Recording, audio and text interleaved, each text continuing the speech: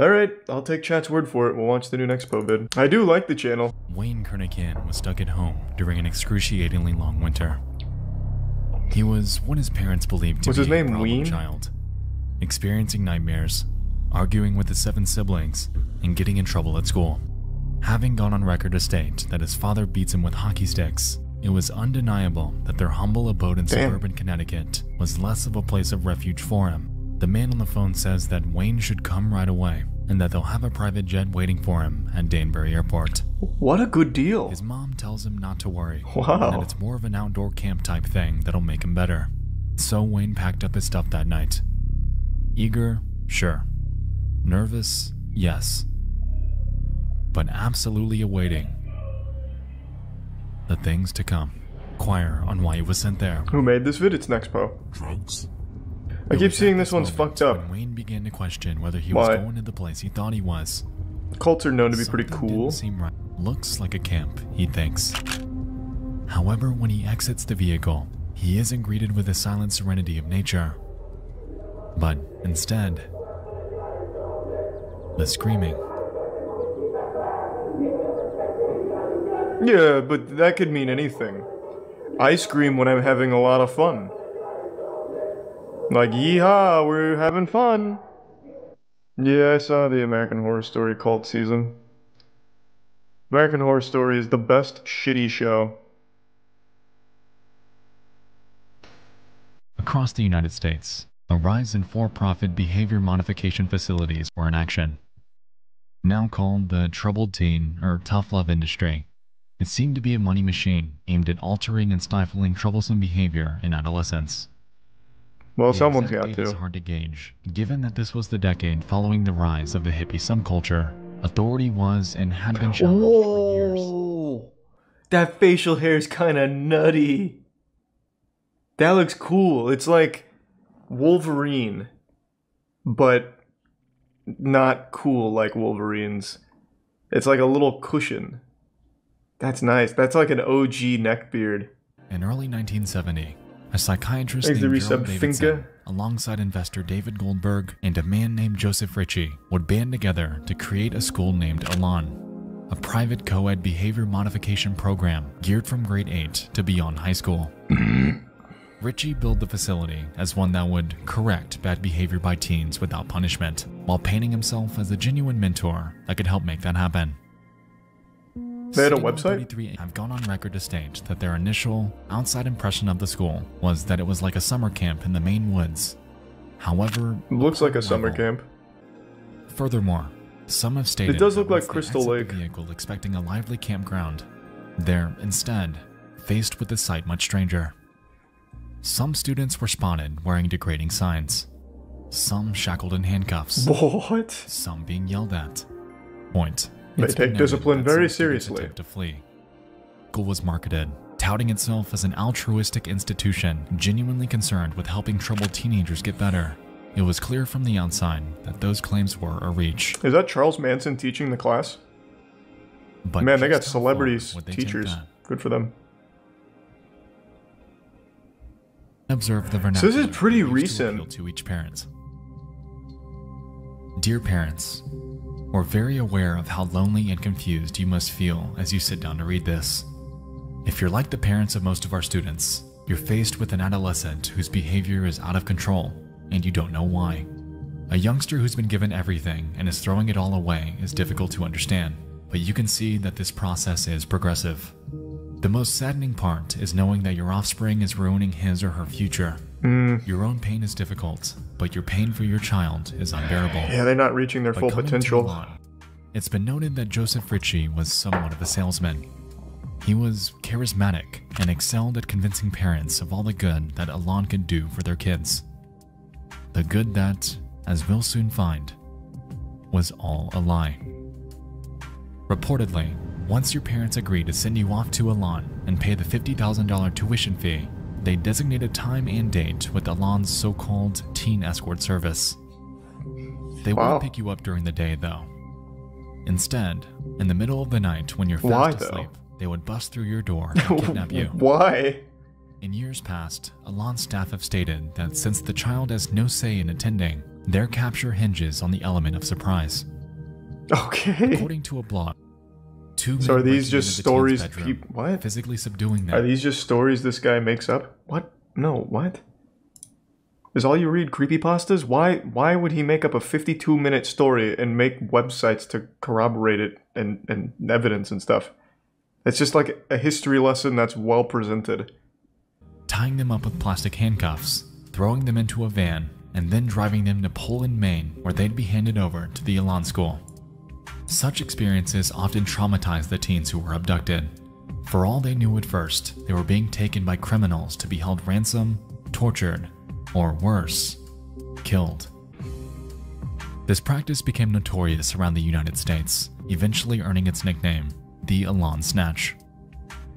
So this was so well known that it had its own name? Morality wasn't the school's strong suit. The 70s, man? What are you talking about? This was in 2000. They have a fucking website. Had a website. Day 1. Students would typically arrive to Elan during the early morning hours of the day. Oh, it started in the 70s. Oh, gotcha. I see what you're saying. To resist their escorts. I see what you're saying, sorry. It's been noted that their capture was designed this way, utilizing their escape attempt against them as a tool to convey that no matter what, they're not getting out of there. Often, the first stop would be the dormitory showers, which served as a tool in robbing each student of their sense of individuality. Reportedly, students are thrown into them with absolutely no privacy and are demanded to remove all of their clothing and valuable items. After complying, they're given what Elan calls no-image clothing, which, as the name implies, simply includes a bland, colorless shirt and pants, effectively forcing them into a state of conformity. Well, let's not get carried away. A white t-shirt's pretty cool. Each new student would be taken into a common area where there is I wouldn't necessarily look too deep into that. This, in essence, was a tenured student designated to be a guide. On paper, they were told to help their students adjust to their new life on campus, somewhat like a peer, while educating them on how great and effective the program is. As we've seen in studies like the Stanford Prison Experiment, I'm sure you can see why this wouldn't be a bad idea. I don't know that experiment. Oftentimes, Big Brother figures, much like staff, would take great pleasure in exerting their superiority over the newer students. Looks like the house from Promised Neverland. If you want to act like a baby, you get screamed at. If you want to act as more like a mature adolescent, you get talked to. Oh, so I was like, wait, what? Speaking of cults. Was that footage from Elon University? Is it Elon or Elan? I don't know how to say it. Either way. But didn't he just say that they were forced to wear, like, the colorless shirts? Because that guy, like, that second guy, he's kind of dripped out. He's got a chain on. He's got a red button up. Oh, that was staff. Gotcha. The social hierarchy at Elan is structured in a way that heavily resembles one. At the school, students are immediately placed into two categories. Strengths, which were tenured, obedient students that were a few steps up the totem pole, and non-strengths, the newer ones who typically resisted treatment. Strengths were allowed to talk to fellow strengths and non-strengths. Non-strengths, on the other hand, were only permitted to communicate with strengths. If a non-strength were caught communicating with a non-strength, harsh punishment would soon greet them. They were quickly disconnected, reprimanded, and robbed of any future potential. So if this is supposed to be a scam, I feel like this is a lot more effort than just not on top of the phone manipulation doing this. Every Elan resident was required it seems like so much more work to calls abuse the kids. Letter, which, as you might expect, is an explanation of how great the Elan School is for them, all the great activities they do there, and how well they're progressing through the program. These letters would be heavily scrutinized before being mailed out to their parents. In most cases, I get that it's a cult, verbally but usually cults have a purpose. Of the Elan School staff. It was clear to students that they weren't getting away from this anytime soon. And after realizing this, their minds would often pivot away from rebellion and towards compliance in hopes of power. Yeah, money. That's why I would think they'd want to run a scam as opposed to a cult. And it'd be so much easier to not abuse the kids. It takes a lot more work to do that, I imagine. To make their escape. So I'm assuming there is a point to the cult, like they want to turn these kids into like super soldiers or something, I don't really know. But if it was just a scam, they're putting a lot of work into it. Whereas they could just take the kids here for $50K a year and just let them play basketball and sleep. The Elan School were immense. Exerting nearly totalitarian control over everything that happens, Joe Ritchie's set of rules, which he called guilt, was gargantuan and needlessly meticulous. I do tier 1 Wheeloo. As a student at Elan, you would be expected to refrain from doing the following: having any image, reading as a non-strength, not completing learning experiences, writing without permission, being sideways, looking at security zones, non-strength interacting, talking too loudly, talking too softly, looking at the opposite gender, being attracted to someone, any physical contact, looking out windows, unauthorized drawing, not listening to higher ranks, pretending to sleep at night, thinking of running away, being in the bathroom for too long, wearing dark clothing, being manipulative, being lazy while working, listening to music, talking too much, showering for all in all, they're pretty lenient. Not talking enough, making facial reactions to orders, negative body language, pretending not to have guilt, oversleeping, undersleeping, smiling, and the list goes on and on. That's not bad. Clearly, these rules were not designed to be followed. Basically a lawless causing place over there. Penalizations to become commonplace. To help enforce these, X37 individuals Integra known and as Razzle Dazzle. expediters were designated by the school to stand on watch with clipboards. Primarily, they were known to catch those that broke 3 rules: being attracted to members of the opposite gender, looking at the opposite gender, and making prolonged eye contact with anyone else. Since expediters too were required to fill their clipboards with names and infractions at the risk of their own punishment, they frequently and unapologetically made assumptions and accusations that were a lie. Cases and the requirement to wear a bright yellow t-shirt and short pink shorts. The school figured that without laces, their shoes were effectively useless, in turn preventing any ability to move any faster than a walk. What is it, like barbed wire on the ground or something? Risk punishment Just go barefoot. is shown with this student. Instead of a t-shirt and shorts though, he was forced to wear a bright pink rabbit suit with cuffs around his legs. It's unclear if this is a repeat offender, but it raises the question as to how far Elan would actually go with this tactic. Thanks, the Resub Hunter. Students that smiled at a place were punished by wearing dunce caps and reduced to work that the school calls shot down. These involved repetitious, dull tasks like mopping floors, scrubbing the insides of trash cans, and even cleaning toilets with just a single toothbrush. Man, if I went to one of these fucking schools, if my parents sent me here, I would never forgive them. It's been noted that approval by sometimes 6 or more superiors was required before you were able. And even then, an escort had to watch you while you were in there. This, on top of a myriad of other degrading punishments, like humiliating sign and diaper wearing. It's clear that Elan kept an iron grip on their daily operations. Their daily operations that took up most of the daily schedule, and those that were deceptively named by the Elan school themselves as their treatment. Makes it a bit savage. Give sub Ethan. But I will say, all of these punishments are relatively tame compared to what we're about to talk about. Let's just say, if you pissed off a staff member, they could start something called a general meeting on you. And trust me, you wouldn't want one. That doesn't sound so intense. Well, we're just gonna debate, huh? There seemed to be no standard for them. Get your feelings off, the administrator screams. And following this, each student in the room would begin screaming at and berating the student, firing off slurs and obscenities. Oh, so it's like Twitter. No matter how much pretty innovative tried for everyone to stop, no matter how much they broke down, no matter how much they cried, general meetings would not end until the admin said so. And when it finally did, the victim would lie there, often crying and exhausted at the relentless abuse that they'd just endured. It's clear that general meetings aren't designed to reprimand. They're designed to completely break each and every student that's the subject of one. And with this, we can effectively put the points together that Elan was doing nothing more than running an operation that commanded total compliance. Any self-thought or sliver of independence that students thought they had was gone. They were merely reduced to weapons.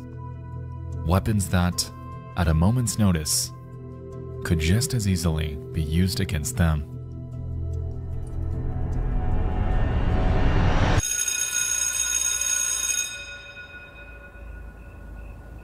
7 p.m. Are they also haunted by vampires or something too? Like, how much worse can it get? Fucking werewolves or something? On academia and outside marketing, school time within Elan was secondhand to the students' treatment. Typically, the time frame for learning was 7 to 11 p.m., but sometimes could run longer. As you might expect, there were no extracurriculars, no physical education, on Squish no and the projects, Resub Kakaru, Zero, no and legitimate Gengar. exams, nothing. Instead, students were required to grade themselves on work that they were self-assigned with absolutely no direction. Allegedly, he believed students were easier to control while sleep-deprived and utilized even this as a medium to work against them. By 11 p.m., if a student makes it through a night of work without issue, school hours then draw to a close. Not bad. They're quickly released from class and escorted to their dorms, which were often in the form of uncomfortable, impersonal, military-style bunk beds. That's military style? A piece of wood?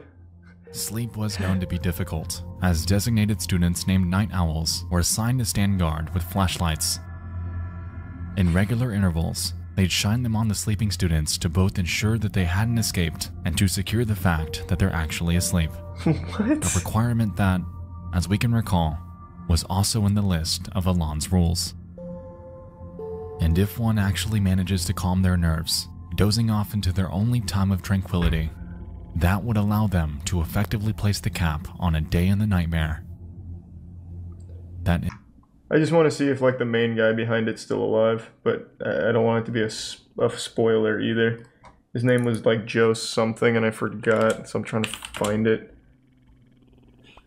It says, I don't think it's Joe Rogan, but it keeps wanting me to type in Joe Rogan. It was like Joe something.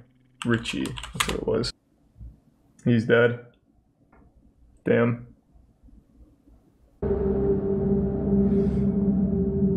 A notorious aspect of Elan, among everything else that happened there, was something called the Ring. Considered the highest level of punishment, Elan staff could make the call to start the Ring at any time.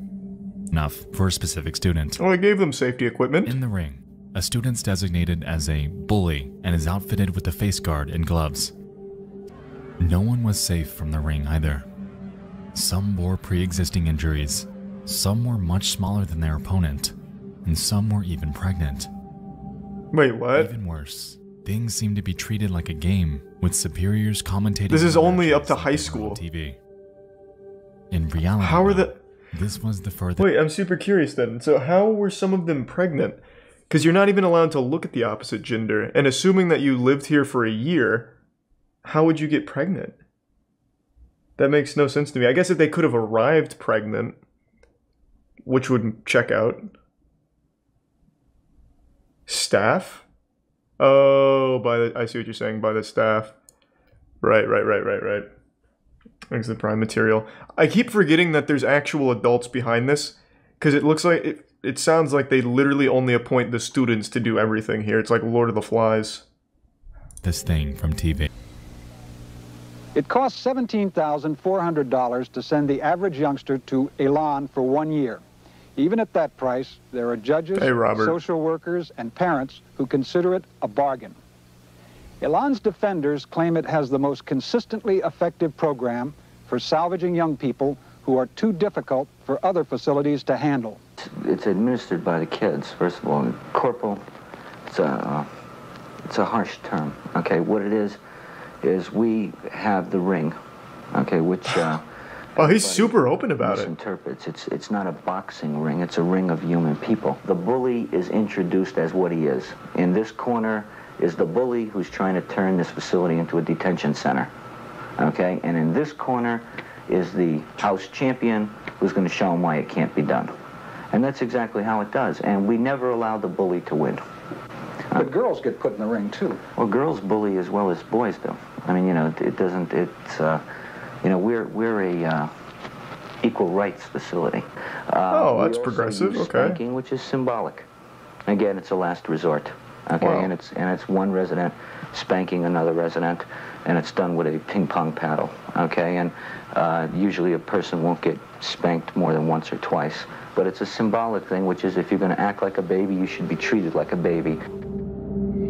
On December so he is just super open about it. a 15-year-old Elan student named Philip Williams was placed into the ring. And so, that evening, a ring session commenced with Phil as the bully.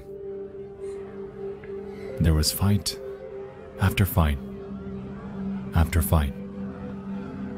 In the end, it's been reported that he was beaten up so badly that he fell flat on the floor, and it took an entire 20 minutes before an ambulance was called to help him. 20 minutes or so they called the ambulance. They took Phil and they never saw him again. His sister claims, "I thought it was a wonderful place. I thought they were helping my brother. I thought he was coming home." How can you think that when they actually kidnapped him? In a box. I don't get that delusion. Elan's Their technique was to kidnap them. That he had regularly faked headaches. The cause of death? A brain aneurysm. And no charges were ever filed against them. Yeah. That cult is one by the name of Synanon. Never heard of it, and I know a lot of cults. County, with a warrant to investigate reports of child abuse. In recent years, Synanon began calling itself a religion. He's 52 years old. He's deaf in one ear. He's an egomaniac. But one of the wisest persons that I've ever met in my life. He knows how to get people moving. He creates turbulence. Gentlemen, is the prime bone scope? No member of the California Department of Corrections is permitted on Synanon property unless he has the express permission of Charles D. Very cool spectacles. What is he, a fighter pilot? In early 1958, a man by the name of Charles Dedrick Sr. would found the group in Santa Monica, California. It was intended to be a drug rehabilitation program aimed at delinquents. However, in the years that followed, it appeared to stray from that mission entirely. The distinguishing form of therapy employed by Synanon was something called the game, which, in today's terms, is more commonly known as attack therapy. The focus of the game was to break down the social construct of an individual's mind by first allowing them to open up about themselves before commencing an aggressive beratement session, much like we discussed earlier with general meetings. The primary goal was to recreate someone's personality and sense of self by completely demolishing everything they know about themselves before rebuilding them as a newer, subjectively better person. It hinged on the brink of legality while being entirely immoral. And, unsurprisingly, by 1991, the cult would disband due to criminal convictions that caught up to many of their members. The founder also died just 6 years later, leaving behind a dark legacy that, to this day, is known as one of the most dangerous and violent cults that America has ever seen. That's weird. I've never heard of them. This is, of course, the abridged history. To be honest with you, I could make an entire hour-long video on the operations and practices of Synanon. Oh, they look like they're having fun. For another day. If there's one takeaway tonight, though, it's that it unknowingly serves as inspiration and blueprint for other institutions to follow. One of those being Elan, and by utilizing similar practices, they appeared to carry the torch that Synanon was forced to abandon. They knew they had to keep up appearances too, thriving off an immaculate public image, spearheaded by the charisma of Joe Ritchie. Before the age of the internet, admittedly this was easy. Built with prime pink.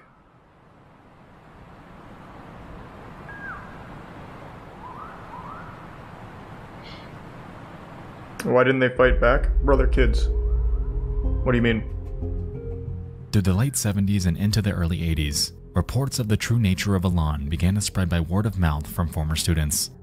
Authorities in Maine reportedly visited the school upwards of 12 times to investigate, however returned with absolutely nothing to show for it. Frustratingly, the operation that Joe Ritchie was running was completely and entirely legal. There were no laws in place for facilities like this, so it was allowed to remain in operation without issue.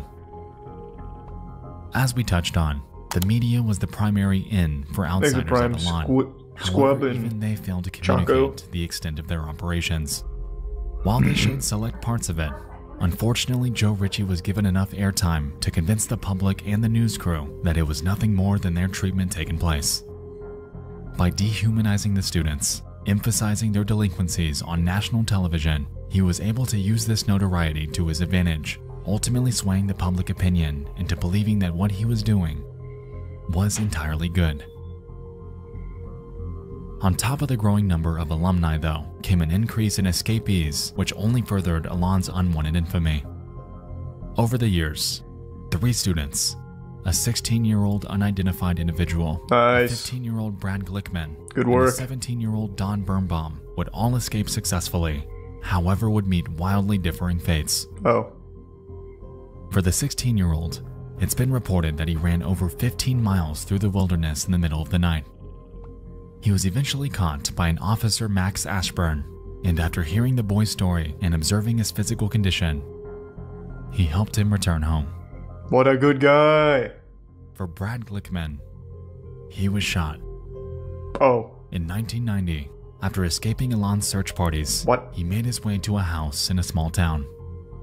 Authorities believed that he had a connection to the girl that lived there. However, the homeowner opened fire, ultimately killing him. What? What? That's like the most American shit I've ever heard in my life. This guy must know my daughter. Like, what? Jesus Christ. Actually, 2 gift subs, Kill Command and the resub Terra in Tier 1 Summer. And for Don Birnbaum, how unlucky, too had escaped the clutches of Alon, eventually finding a trucker named James Cruz who was willing to take her home. A few hours down the road, though, Birnbaum would find that Cruz's true intentions weren't quite so virtuous. Oh, Jesus. As it turned out, he sexually assaulted her on the side of the highway before strangling and abandoning her body between routes 26 and 550 in Pennsylvania. She was discovered by another motorist with a yellow rope tied around her neck and without clothes from the waist down.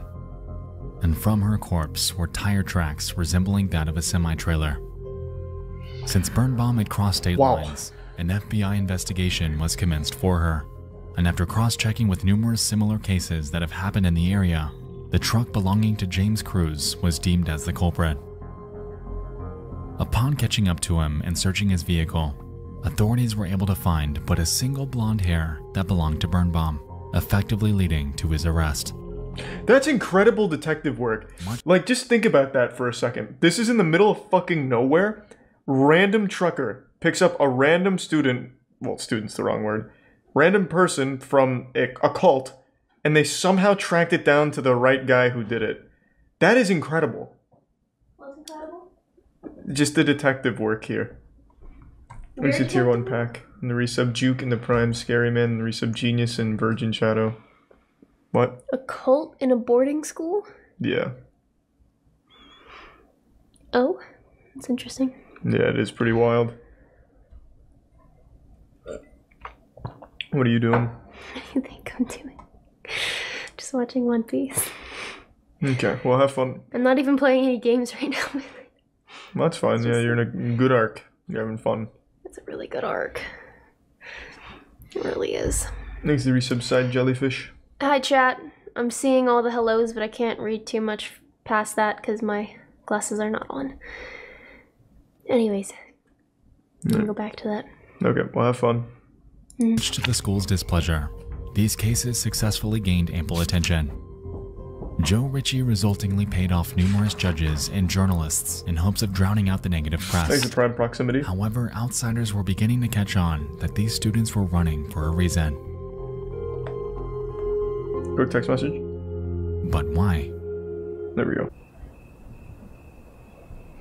Okay. All good.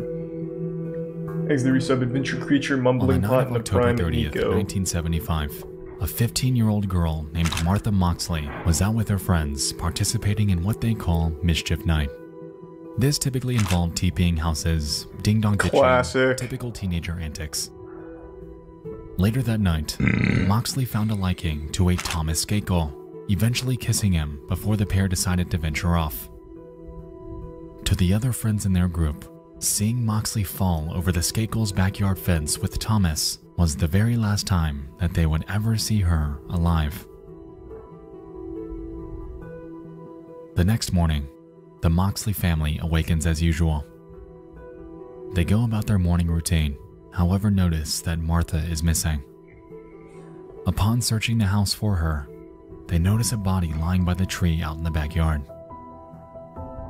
And They don't really approach have it one stoner boner. and discover a grim scene. Martha is lying, lifeless with her pants down. Her body appears to have been visibly beaten, and a few feet away from the body, broken remnants of a 6-iron golf club. Holy This shit. club was eventually traced back to the Skakel family. Autopsy reports claimed that she was bludgeoned and stabbed to death, all by that 6-iron. And since Thomas Skakel was the last person she was spotted with that night, he was the prime suspect in her murder. Due to a lack of sufficient evidence, however, he, among the other suspects, were eventually absolved. What? And as a result, the Moxley case, frustratingly, went cold 3 years later.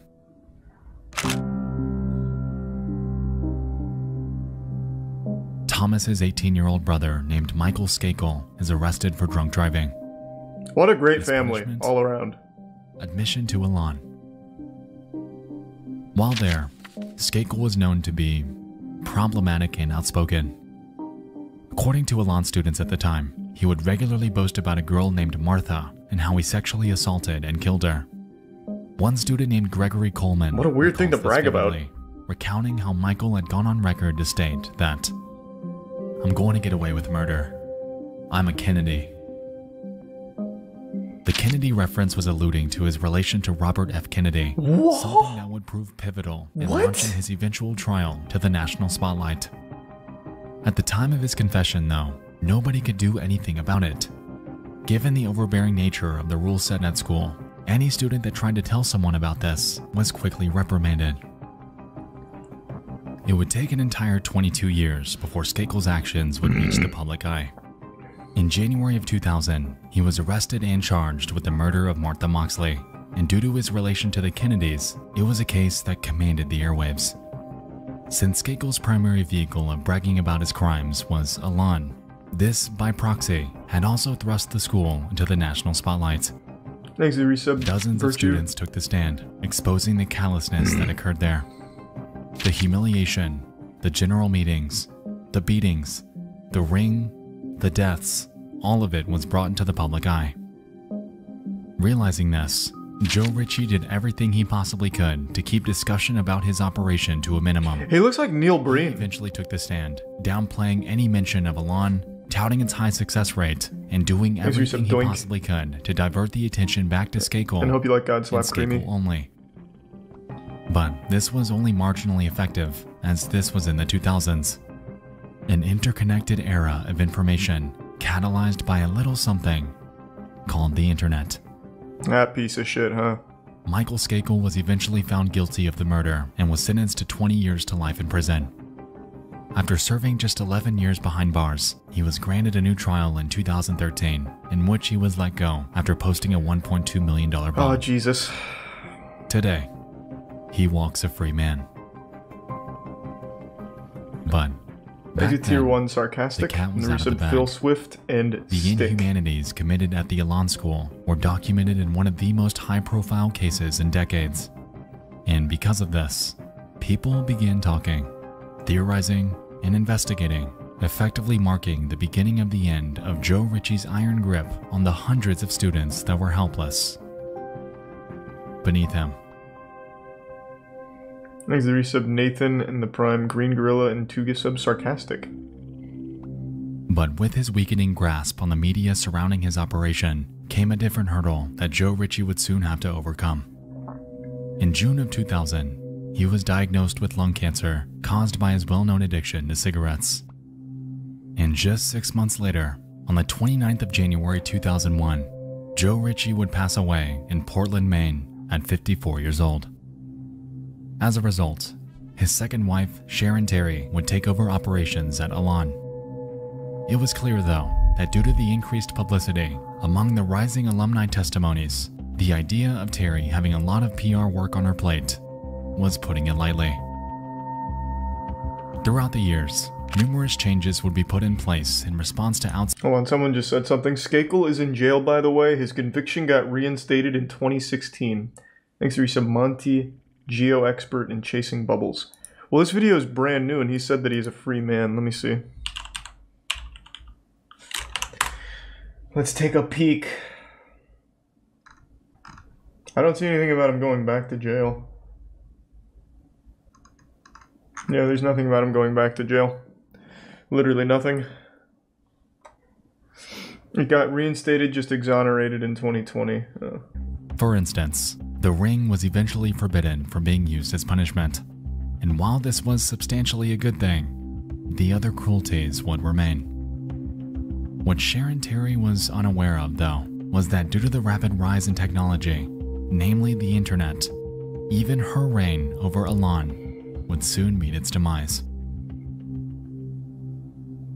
When the water settled following the Skakel case, mentions of Elan were made on various forums throughout the next few years. They would get people talking, however it wasn't quite enough for definite action.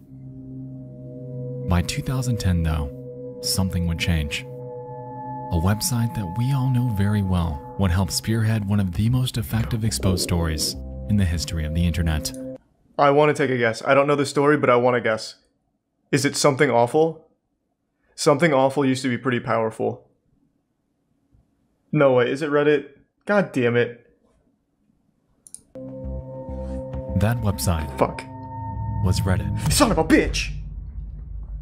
On November 26th, 2010, a man named Jeff W., who went by Gazaz My Hero, would make a post titled, "Even skimming this once will blow your mind. Most probably think it's made up, but you'd be dead wrong." Within it, he explains that he was an Elan student in 1998, before outlining, in detail, the reality of what took place there. They're mostly points that we've already covered and explored in great detail tonight. But back then, these claims were unbelievable. The school was very much still in operation, so some initially had a tough time wrapping their head around the fact that a place like this actually existed. But then came the comments. The other stories from other alumni with their own experiences. Gazaz My Hero's post carried weight. It was real, and these atrocities needed to be known. Tier 1 Dewey Nose and 2 gift sub Zuki. Eventually, this thread would rack up over 2,000 likes and 1.4 thousand comments. While this may not have caused Elan's closure outright, it aggressively reopened old wounds. 2010 was not 2000. The internet user base was exponentially larger than it had been, and resultingly, the effectiveness of this newfound attention caused a massive amount of backlash that the Elan school had never before experienced. These 3 sub chimeras. 4 months later. On the 23rd of March 2011, the Elan school announced that it would soon be shutting down. Sharon Terry blamed the call on what they deemed to be libelous remarks made about them online. The school has been the target of harsh and false attacks spread over the internet with the avowed purpose of forcing the school to close. The school, unfortunately, has been unable to survive the damage. Shucks. And on the 1st of April 2011, the Elan school would close its doors. What a great date to close on fucking April Fool's Day. They blamed it on declining student numbers in hopes of diverting the attention away from the actual cause.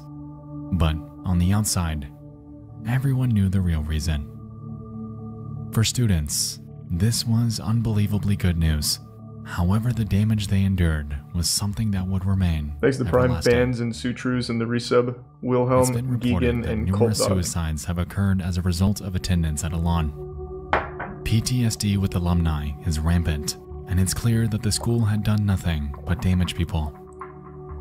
A filmmaker and former student named Todd Nilsson, creator of a fantastic Elan documentary named The Last Stop, has gone on record to state that, as a student, he was helped by their unconventional tactics, but he knew the majority of others weren't quite so lucky. Today, hundreds of stories remain online about the cruelty committed at the Elan school, about the facade they upkept for 41 years. Reading through these are eye-opening, and you can find them on nearly every piece of media and documentation that exists about Elan online. To all of you that have shared your stories, that have opened up about the torment you went through. Your voice is the reason that Elan ceases to exist today. This video would not exist without you, and I wish I could say that I feel your pain. But I don't.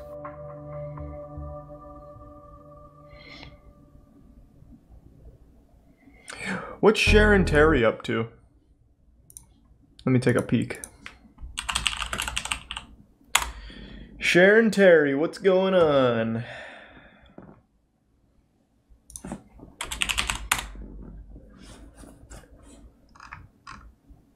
Wow, since 2011 she has vanished. Holy fuck. Her spirit was trapped in Elan, and when it closed down, she just ceased to exist. Holy fuck.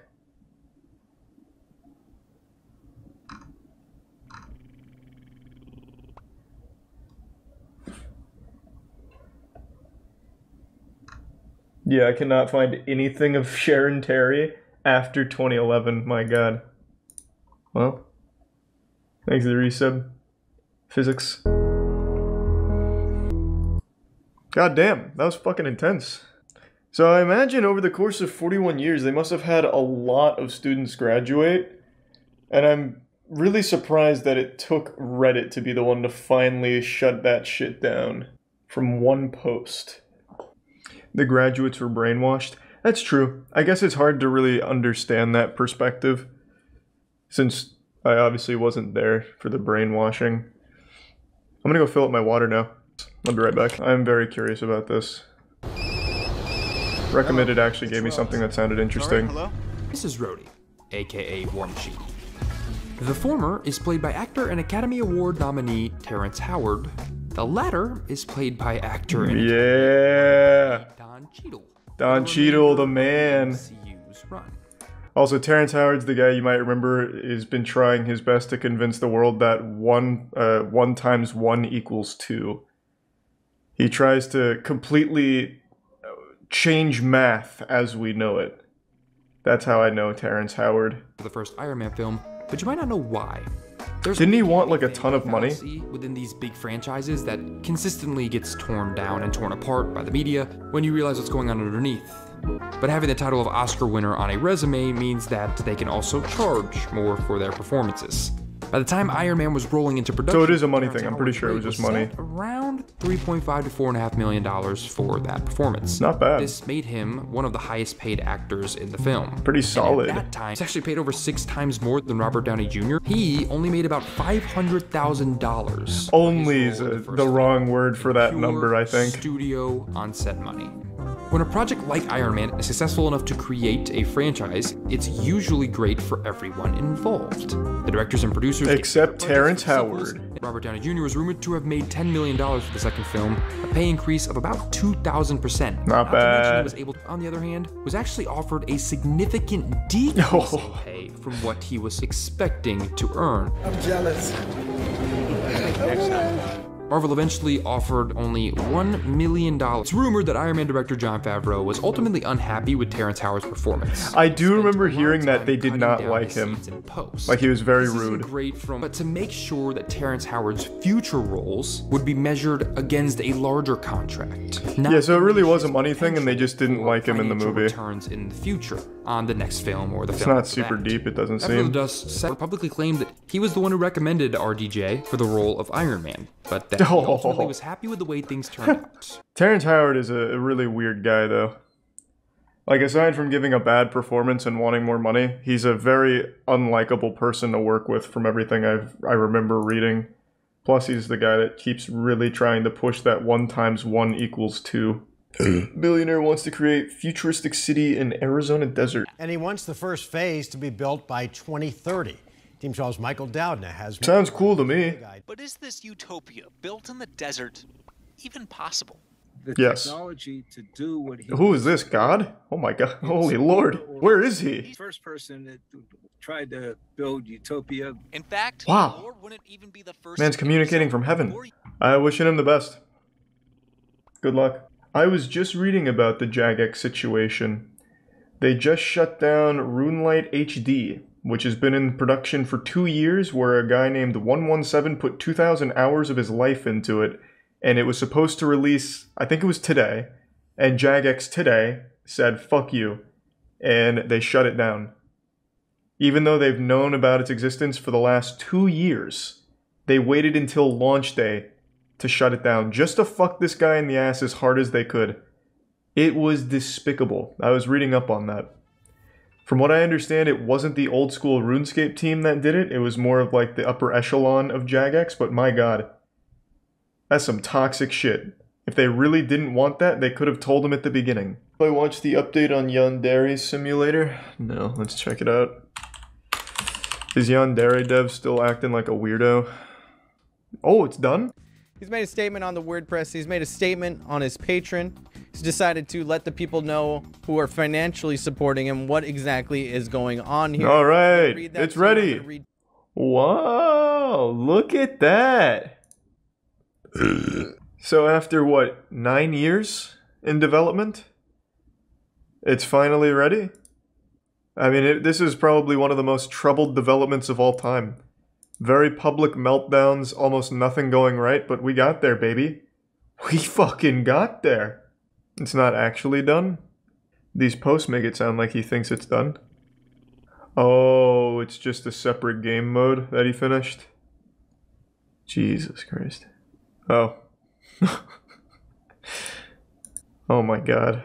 Alright, I see what's happened here. Jesus Christ. What's the point in never finishing the project? Is there any benefit to him? Yandere Simulator is it's old school. This shit was in development for so long. Most of the big YouTubers played it. PewDiePie, Markiplier, Jacksepticeye, they've all played Yandere Sim. It was a massive, massive game when it was like first released as like a demo thing. And then I believe it was put up as a crowdfunding thing that has just never even been close to done. And the developer has very public meltdowns. He like purges his Discord and Hangouts once a week. Or at least he used to. It's been a true disaster of a journey. This guy looks like a sex doll. Is there a human being here? Or, like, the quality's so bad I can't even tell. Is this flesh? He can summon up an army of 200 million people, and he's the head of the world's martial arts committee? Here on my right is Alexander Romanov, who is a grandmaster of an Illuminati group that claims to have started the French, Russian, and American revolutions. Wow. As you may know, there has been a battle going on over the future of this planet. Awfully powerful. Back in May of 2021, I was exposed to a bizarre conspiracy community that makes flat earthers look reasonable by comparison. Unlike a lot of conspiracy theories, which tend to have a small degree of truth, which is often extrapolated into outright fiction, this conspiracy theory is based on nothing but pure fantasy. Imagine if someone told you they lived out the plot of the movie Total Recall. That they thought they were living a regular life until one day they recovered memories of being a secret agent fighting an evil organization on Mars. Now, what if they also said that they were a space marine who fought insectoid and reptilian extraterrestrials on different planets? And finally, what if they capped it all off by claiming to be G.I. Joe? I'd say that's a fucking good man. If you ever encounter someone like this, it's possible that they believe that they are part of the secret space program. The secret space program is a conspiracy theory which has grown in popularity within the past decade. There are YouTube channels, social media groups, and entire conferences dedicated to a shared belief that humanity has already traveled to the far reaches of space, and that a shadowy world government has been hiding this truth from the masses. A lot of the people who buy into this theory also believe that they were abducted and forced to serve in the secret space program against their will. This isn't a LARP, or an ARG, or a giant sci-fi influenced role-playing game. No. These people genuinely believe this stuff, and their community is getting bigger by the day. I wouldn't be surprised if in a few years, this overtakes Flat Earth as the most ridiculed conspiracy theory by the general population. And that's because it's way, way crazier. I was put onto this by a friend of mine who goes by the handle Vapes for Christ. Here's us talking about it on a Discord call. Prime Kevin. So, I was listening to this podcast called The Unexplained of Howard Hughes. It's basically like the UK's equivalent to Coast to Coast. It's on the radio as well, and they just had this one guy in there. I saw his name was Captain Randy Kramer.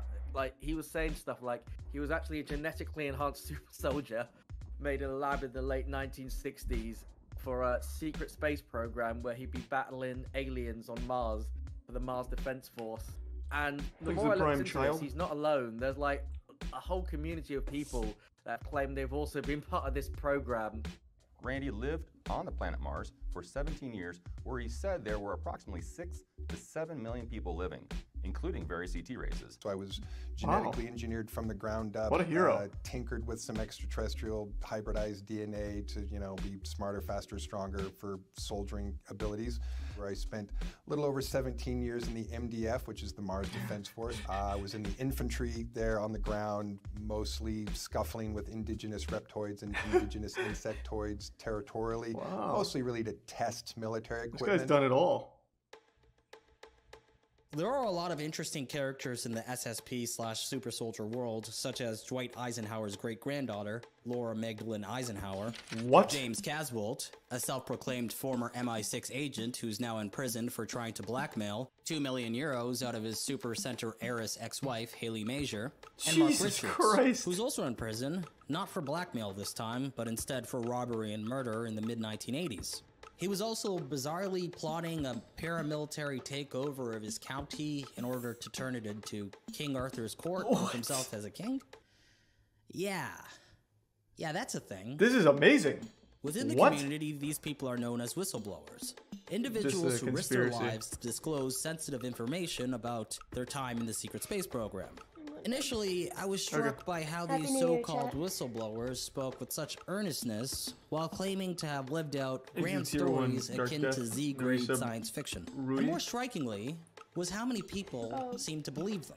There is a secret space program which is funded by our taxes. We pay for our own enslavement. There are factions in space. They have anti-gravity propulsion system. Anything you can think of, time travel, manipulating consciousness, it's all real. Thanks, recent bunch. When I first started looking to this community, I considered making a video about it, but I scrapped the idea fairly quickly. At the time, my idea was to make a video simply exploring the whistleblowers and the conspiracy theory. Well, why not but become I decided one? against it, as I was more in the mood to work on something more ambitious and grand. So I set it aside and worked on a handful of other projects instead. However, there was a part of me that kept thinking about it. I found myself watching SSP videos during my free time, reading articles and browsing their community's forums. Eventually, it became my favorite pastime, and it was something that I was doing every single day. And what really intrigued me about it was it just kept getting crazier and crazier. And that's how I found my new favorite YouTube channel, Super Soldier Talk, which is run by a guy named James Rink. He's been doing it for 13 years, and he's been a hardcore believer of it for even longer than that. I found myself really drawn to James, especially his demeanor. I don't mean to ridicule the guy, but I genuinely just find him amusing. So I am a super soldier. I've been involved in these the secret space program for at least 330 years. I say that it looks great with for a lot of 330. hesitation because some of these projects, they have time compression zones where you're outside of time and the time is going by a little bit slower than the rest of reality. Exit Prime. They Solomon use reaging Sumo tech, different and cloning Shrek. bodies. There's different techniques on how they can re-age us and reuse us. I spent at least 75 years on Mars. Anyway, James runs the most popular YouTube channel in the community. It consists of interviews he conducts with secret space program experiencers from around the world. The guests on James' show all claim to be victims of the secret space program. The roles that they were assigned to in the secret space program vary. Some are shapeshifters. So today we have David Lotherington, who is an Akashic reader, healer, and telepath. And he also remembers being in a facility that trained his shapeshifting abilities, in which I was also a participant of. He recalls experiences still as a shapeshift? super soldier in Kruger and has done training missions with zombies and vampires. Well, there was one kid. There that were turned zombies into and a turtle. vampires There on was Mars? another a female that surely we could turned cure into an eagle, zombieism, and that was used for surveillance. I myself was a blue wolf. There was another being that turned into a cat. Others are cyborgs and off-world medics. Oh, I mean, I started sweet. Thanks for the bits, working Liana. on Mars. And have a good I was night, looking Millie. for bugs, they call them. Mostly mantises. Mantises were really good at genetics, and they wanted like information from them and stuff like that. Oh, not Bean. Bankama. And there's even she-hulks. Both dolphins and hulks, we can go through walls, go through portals. We can echolocate, but some people call it bilocation. I quickly realized that most of the people James interviews don't actually have any celebrity status within the Secret Space Program community. They're nothing like Corey Good, who sells out venues for his talks. Instead, they are just average believers in the SSP conspiracy who somehow got connected with James and were subsequently invited onto his show. Upon realizing this, I started to formulate a plan. What if I made up a story about being in the Secret Space Program? Well, that's all they James' do. Show and share it with his community. That's easy. And that's how I finally found an angle that compelled me enough to make a video about this topic. And the angle was to become a Secret Space Program whistleblower myself. Let's rock.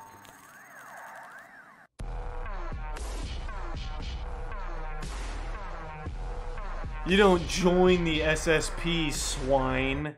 So if my goal still sounds too vague to you, I set up a criteria for how I was going to accomplish it. A set of rules, if you will. 1.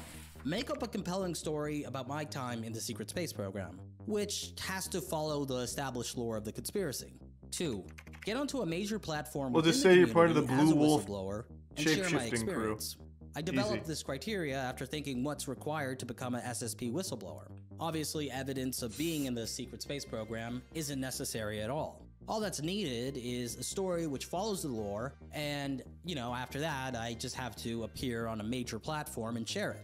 I decided that I would aim to appear on James's channel. 70K like I said, it's subs. The most popular YouTube channel in the community, and it's even had the illustrious Captain Randy Kramer on it twice. Unlike Captain Randy Kramer, or Corey Good, I was unlikely to get my own show on Gaia.com, so I settled for a more manageable, but still difficult task. To increase the difficulty, I chose not to use my own YouTube channel as a way to influence my way onto the show. Therefore, I needed to find a way to ingratiate myself with James, and hope that he decided to invite me on as a guest himself. Before I did that, I needed to create a compelling story. In order to craft my narrative, I began to study the plethora of interviews available on Jay's channel, as well as the SSP lore extensively. Okay, open up your textbooks, It's time for me to start explaining the lore behind the Secret Space Program. Now, I'm going to try and do this as fast as possible. Exit Tier 1 C96C. Okay, so it started right before World War II, when the Nazis were interested in mysticism. Before World War II, the Nazis, who were interested in mysticism and alternative views, searched the planet for fantastical powers. They found Maria Orsek, a medium and leader of the Vril Society, who channeled Nordic and Draco reptilians who offered the Nazis the schematics behind anti-gravity technology and UFOs. The Draco reptilians told the Nazis about ancient alien technology hidden in Antarctica, and in 1938, the Nazis traveled there. With this newfound tech, the Nazis created the Die Glocke, aka the Bell, which was capable of space and time travel. In 1942, the Nazis were already in space. There they built a base on the dark side of the moon. And by 1950, the Nazis were on Mars. Despite having access to this advanced alien tech, the Germans still lost World War II because apparently the Germans who possessed the technology did not agree with Hitler's regime, so there was a split. The new Schwabenlanders didn't want to support Hitler at the end of the war because they considered him insane. Let me catch up on the lore myself here at base 211.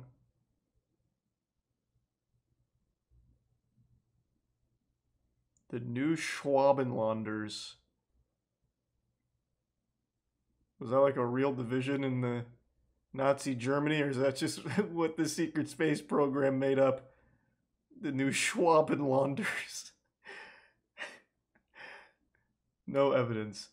Bro, we don't use the E word when we're talking about the Secret Space Program. We just feel it. They have unlocked memories, dumbass. Evidence. Fuck. What are you? Huh? Some kind of science believer? Idiot. Insane. This guy's lived for 330 years on Mars. Okay, you don't understand. The Nazis capable of space and time travel became the Fourth Reich. You don't have the lived experience. Antarctica in space while refusing to provide any support to the Third Reich Nazis during the war. Anyway, the evil globalists, i.e. the Cabal and the Illuminati or something, engaged in a Cold War against the Space Germans. Meanwhile, the Space Germans were also fighting the Draco Reptilians and various alien life forms in space. The Antarctic/Space Germans would be responsible for abducting people to serve in joint black projects between themselves, the Cabal, aliens, and pretty much anybody with any power at all. This was the beginning of the secret space program. By the 1960s, the Space Germans created Nachtwaffen, aka Dark Fleet, and began an aggressive expansion out into the solar system, setting up So is the bases entire on secret moons space around program Saturn, Nazis? the Kuiper Belts, and etc. Capable of time travel, the Space Germans also traveled back in time to settle on planets around the galaxy. Now there's 3 billion people, humans that live off-world under various German SSP groups protected by the Nachtwaffen, translated. Oh my god, so they're Nazis. People who were forced into the What? In their own lore, they made themselves Nazis? Why? So they're part of the new Schwabenlanders?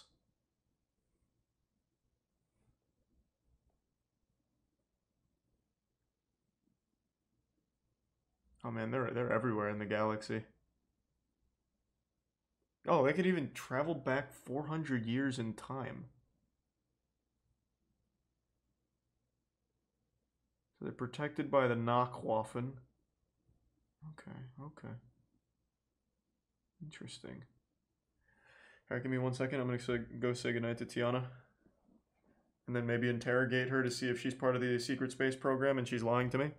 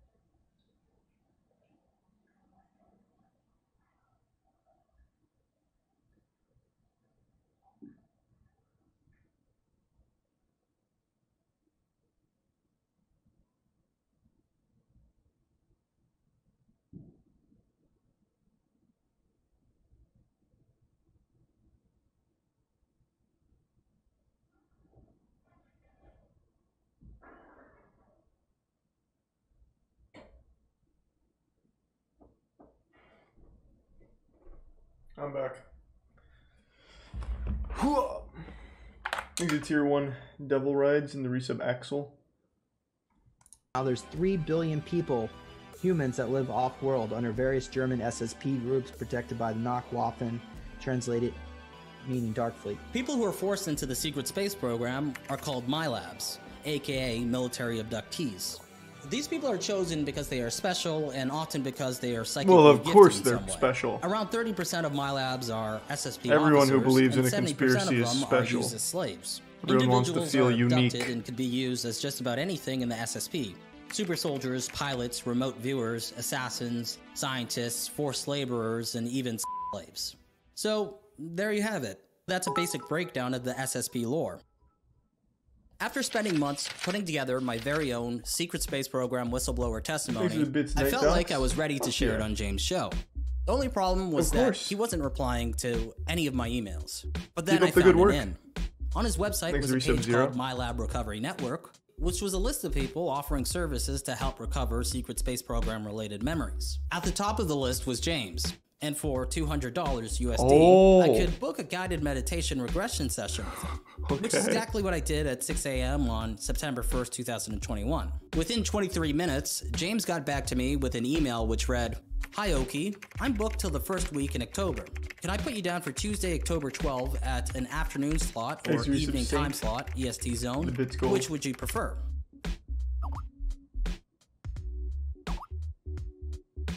By booking a hypnosis session with him, at least I had an in.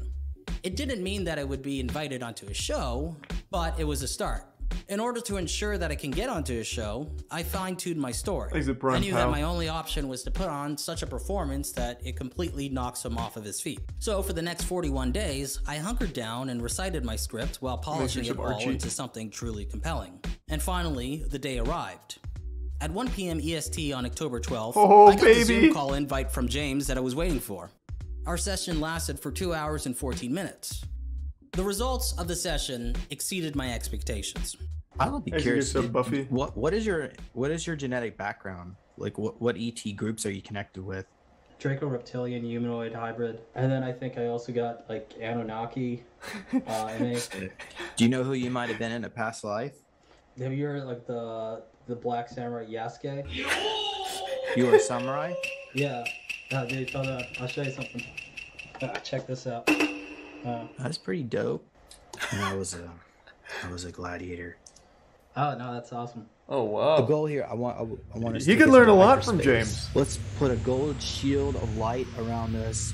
So at this point, we call upon Oki's higher self to overwrite any kind of AI. Begin to relax your forehead and your cheeks, and you can breathe just fine in and out as the relaxation goes down into your legs. As you fly through the clouds, the puffy clouds, you may jump around a little bit. Your higher self already knows where to go, so go ahead. When you're ready, step on through the door, and without putting any kind of conscious thought into it, just imagine what do you think? Imagine Oki just becomes a real believer. So let's start with that, and tell me what you see. I see Kevin Spacey, or his clone. Paul Serene, he was on the governing council of the ICC. So his clone is Kevin Spacey. We're in a gymnasium. Wait, what? So wait, is that part of SSP lore? Kevin Spacey is like a figurehead in the secret space program? Oh, okay. So Monarch is responsible for human trafficking, sex, mind control, experiments, and chemtrailing. I knew it. Fucking Kevin Spacey was behind it all. That son of a bitch. Evil bastard. Thought he got away with it. Didn't expect us to be hot on his trail. Luckily we broke away from Atlantis though, so we cut the connection. Okay. But Kevin Spacey himself is a clone of Paul. We're in a gymnasium. It's me and at least 100 other. I think they're recruits. Do you see anyone else there that you Prime recognize? Scout and the Resub Hamster. I think I see. Oh, nice. Thanks for the rubber feed. Mr. Beast. Today we will be planting 20 million trees. Okay, so they're probably programming him. But he's the guy that doesn't even give away a bunch of free stuff on the videos. Yeah. They must have looked into his future and. Okay, so whatever trajectory, whatever plans they had for him was all programming stuff. Anyway, the session was a success. Such a success that I got what I wanted. James invited me onto his show. Then he mentioned that it would be a little while before he could have me on his show because he was going to attend a secret space program conference taking place in early November. Without a second thought, I said that I'd be there. Do you want to come on my show to share some of your experiences? Yeah, hell yeah. That'd be awesome.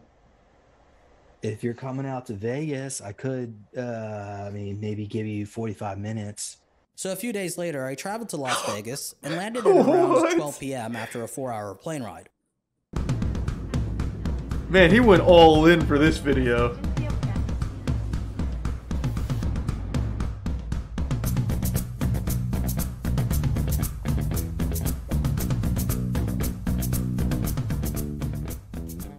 I'm here. Traveled fucking 5,000 miles for a 45-minute interview. Disclosure, 5D events, specifically to meet some super soldiers.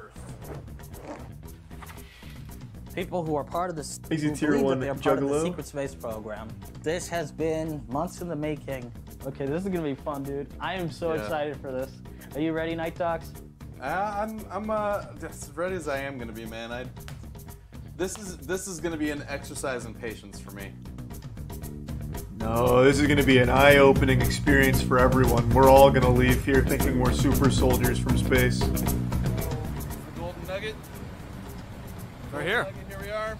Hell yeah. I guess we're gonna go learn how to become stronger through genetics. And experience this up on the starship. Is he the only one here? Times.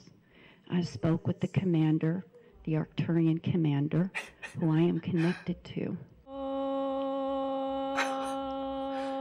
That's how we connect?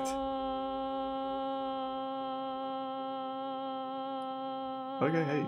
No, I understand it now. They flew us to a separate base. We left this base and we went to a separate one on the moon. And it was U.S. military personnel. And the next morning they gave us a set of clothes to wear and put us on a larger craft and flew us to Mars. Flew out, we got away from the moon and Here's the Prime Wabajack jumped to Mars. The bits yes, SSJ. I was talking about this concert, this Travis Scott concert, where 800 people were injected with these drone mosquitoes. You know, you see, Oh, that, wow. they can go around. So that's and what inject happened. People. Jesus Christ. It is... Whoops. It is so hard to believe that people like that exist, man. Not only exist, but have other people that believe them. Like, they have influence over other people. That's fucking wild. Think about that for a second. I've said this a million times. No matter how stupid you are or how outrageous your beliefs, you will always have an audience thanks to the internet. You will always find people that agree with you, support you, worship you, or just at the very least provide camaraderie in a positive echo chamber because you are connected to everyone at all times through Twitter and Facebook. So that guy who thinks at the Travis Scott concert 800 people were injected with, what was it? Some super space mosquitoes or whatever. He's got 100 other people in his Facebook group that all think the same thing. Wild.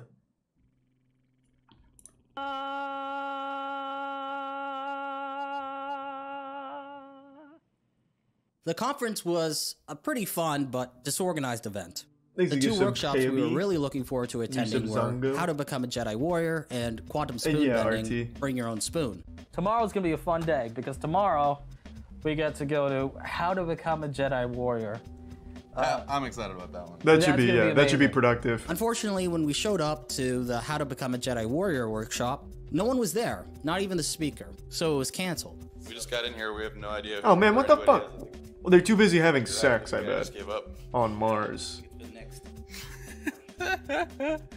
So the best part tomorrow is we are gonna go to Quantum Spoon Bending, parentheses, bring your own spoons, close parentheses. And the quantum spoon bending lesson was underwhelming since, instead of learning how to bend a spoon with our minds, we were instructed to physically do it with both hands.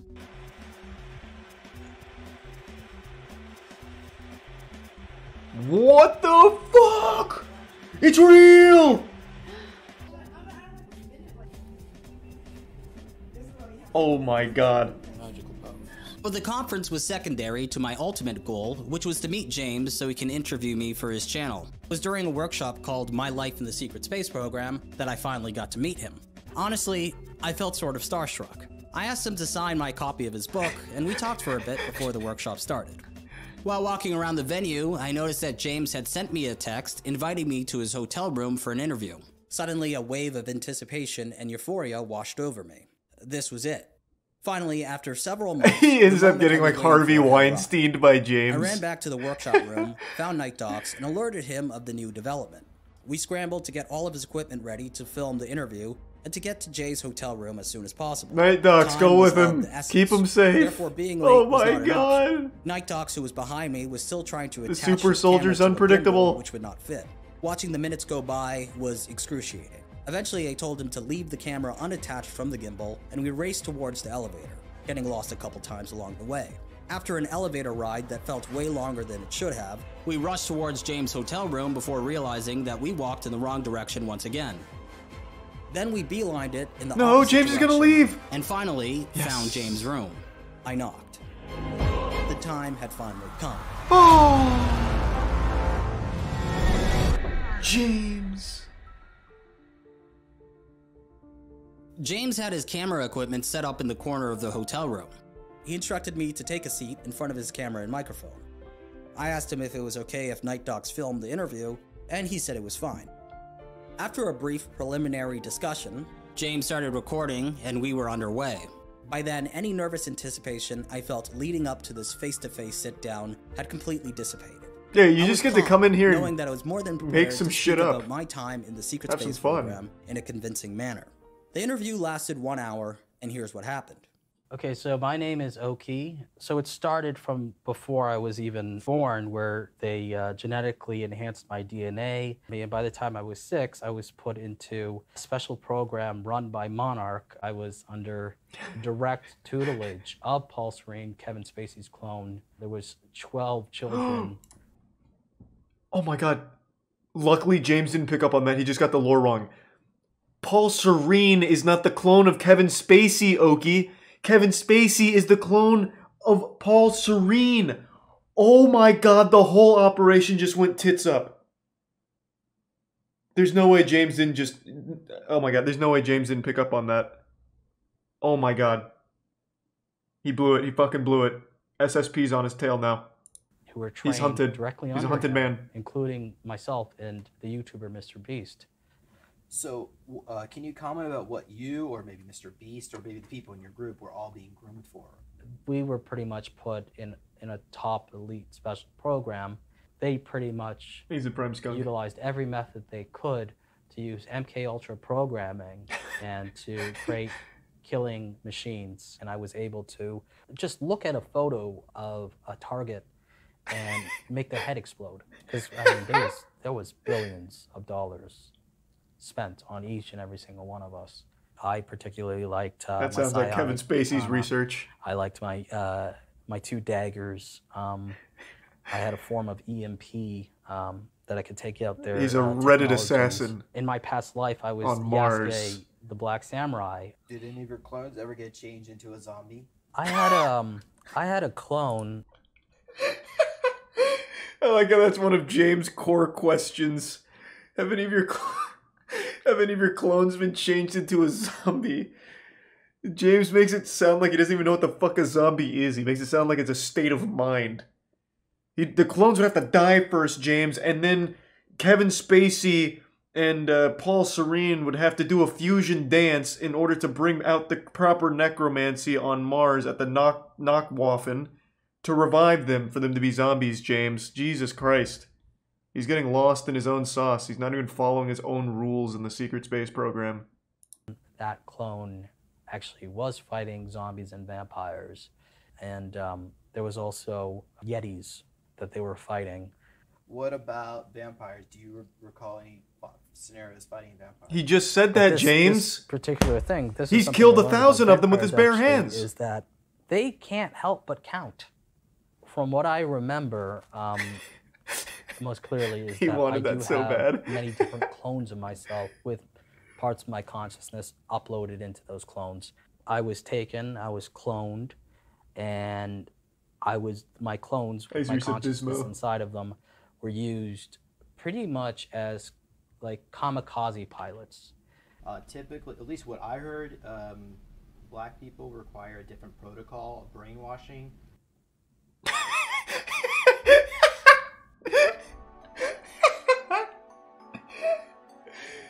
Time flew by, and I was struck by the effortlessness the super soldier is many things, but a coward he is not. He will ask the hard-hitting questions. He will go where no other space program super soldiers will. Story which I crafted.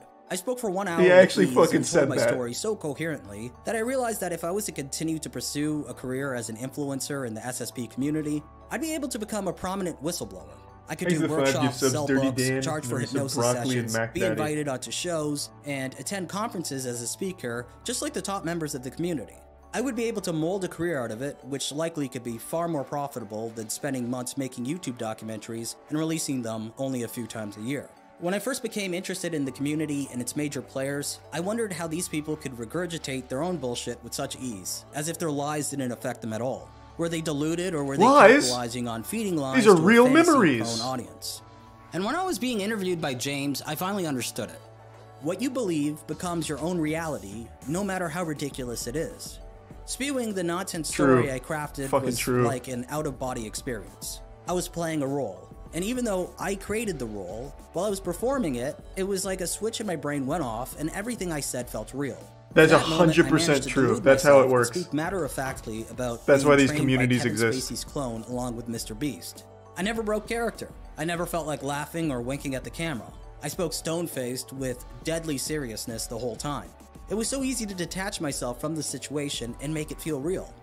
Overall, this whole journey has been a fascinating big shooter and slider. I now feel as though many of the questions I had about charlatans, grifters, con men, and even cult leaders, it's starting to make more sense. By stepping into their shoes, I feel like I gained insight into how they operate and what makes them tick. Like I said, if I wanted to, I could have continued to masquerade as a secret space program whistleblower and turn my lies into something truly profitable. Of course, you should have. I Still have can. no interest in doing so. He still could. It's not like they're gonna watch this video. They just exist on their own little pocket of the internet. They enhanced my DNA, and they took the DNA from my father, they put it in my mother, and they were keeping tabs on me. By the time I was 6, I was put into a special program run by Monarch. The leader of Monarch, Paul Serene, also known as Kevin Spacey's clone. So on December 28th, 2021, James finally uploaded the interview we did in Las Vegas onto his YouTube channel. As I record this, the video is sitting around 13,000 views. The response from his community has been overwhelmingly positive. People left comments that indicate that they completely believed me. A couple people said that I was the best whistleblower testimony that they've heard on James's channel so far. And one person even said that they cried the whole way through the video. So that's that. Oh my god. Hold on, I want to read that. I'm so sorry you had to do that. Thank you for your bravery. Oh man. God, like, to a certain extent, I feel bad for them. Not in particular the secret space program, like them too, but in general, people that truly believe these things, like wholeheartedly separate themselves from reality to exist in this new made-up world. It is sad to a certain level, but they're their own worst enemy in that case. They at any point can just choose not to think that the Nazis created a secret space program that's been in the galaxy habitat, or what the fuck, now I'm lost. What was it? The Nazis split off from the world in order to exist in Mars, and they took over Cedarus, Uranus, Siblius for 400 years and started abducting people here for more fuck, forgot a lot of it now. It's been so much lore. Either way, you could leave that world where the Nazis control space and just go back to reality. Through the video. So that's that. I made up a story and officially got it to James's channel. I can now officially call myself a secret space program whistleblower, an elite among elites, a space samurai, MK Ultra victim who was trained by Kevin Spacey's clone to become a killing machine. If you want to watch the full interview I had with Jay as well as our hypnosis session, please subscribe to my Patreon. Otherwise, follow me on social media. I have Twitter, which I'm the most active on. God, this Instagram, was so good. And a subreddit. All links can be found in the description box below. And as always, until next time. That's all you need to know now. That was so fucking good. Yeah, apparently this got deleted, which I absolutely imagined it would. He'd have to. And he'll probably address this as well. At some point. Goddamn shame. They loved Oki.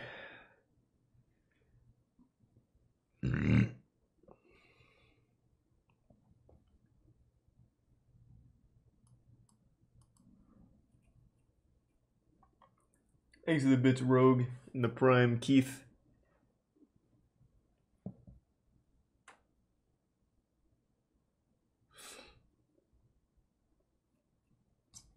God, that was amazing. This is criminally underrated for the work that went into this. Dude flew out from Canada to Las Vegas to a secret space program meeting in order to have an interview with the #1 figure in secret space program super soldier lore. The 330-year-old ass-beating, ass-eating super Goliath James. Like that. That is what it's all about, baby. Thanks for 5 gift subs, Night Docs. I appreciate that. And the tier 1. Thank you for that. And great work. Appreciate the generosity.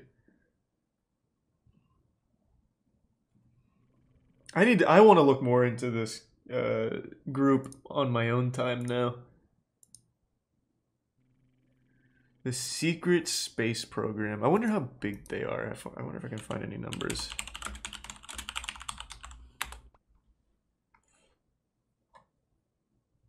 They're definitely not that big. They don't even pop up when you look at Secret Space Program on Google. Usually you can type in any conspiracy group and immediately find something about them. I'm actually going to have to type in Kevin Spacey, maybe. This will be my gateway. Nope. I just got movies. And then I got Oki's video. And then Kevin Spacey's sexual assault.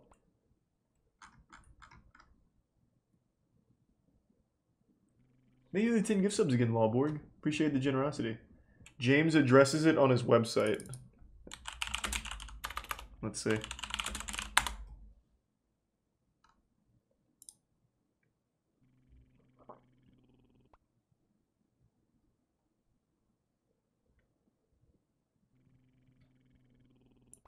Okay. Well, that didn't work at all. I want to read this. Yeah, he just addressed this yesterday. YouTuber Oki Day lies about being in the SSP. He came to me for help, had a regression, but lied and made up a huge story. Yeah, James, what do you think everyone in the SSP community does? It's just fun little fanfic without the porn.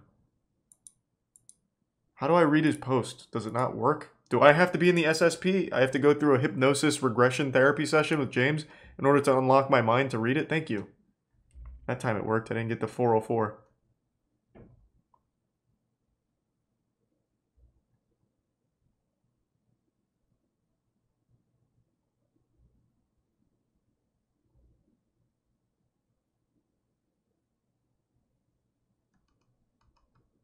Well, that wasn't very insightful.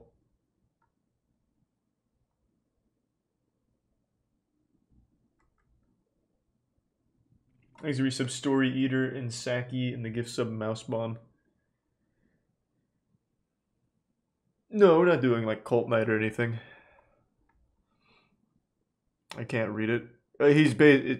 He's basically just saying he doesn't have permission to share the...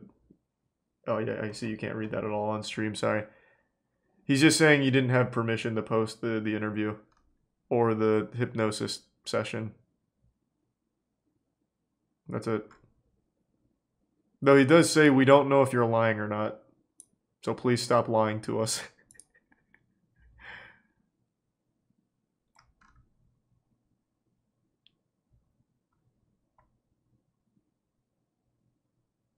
That's kind of sad. Yeah.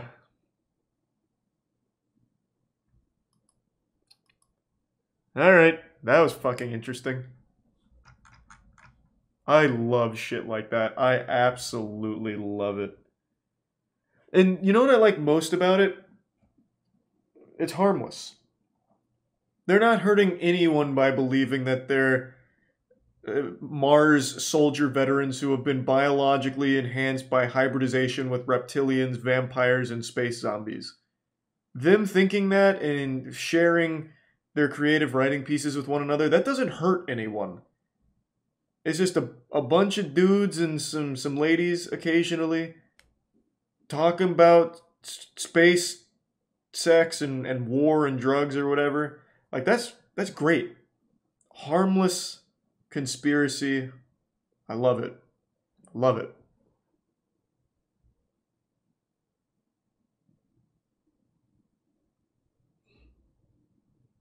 Have you seen the crazy story behind Low Tier God? Yeah, of course, I know all the LTG stuff. They do identify as space Nazis, though.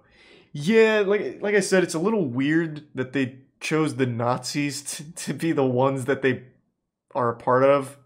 That's concerning.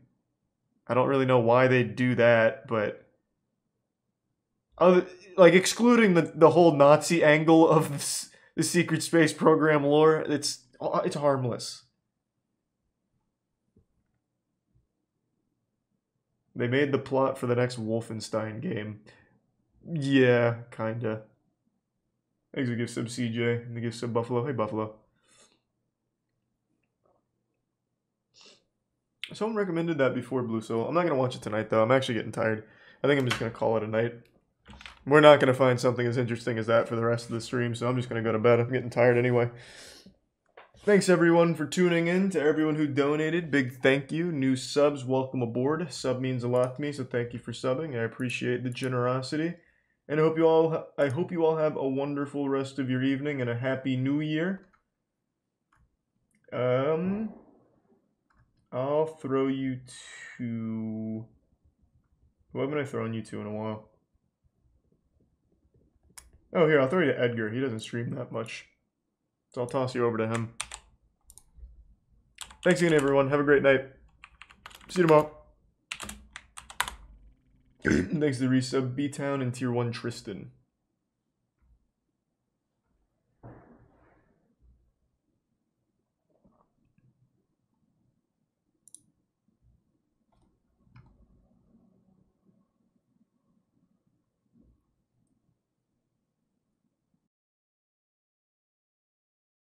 Had an early head start, but it looks like Cult 1. We'll do Cult, and it's shorter anyway, so this will be a good taste of the channel anyway.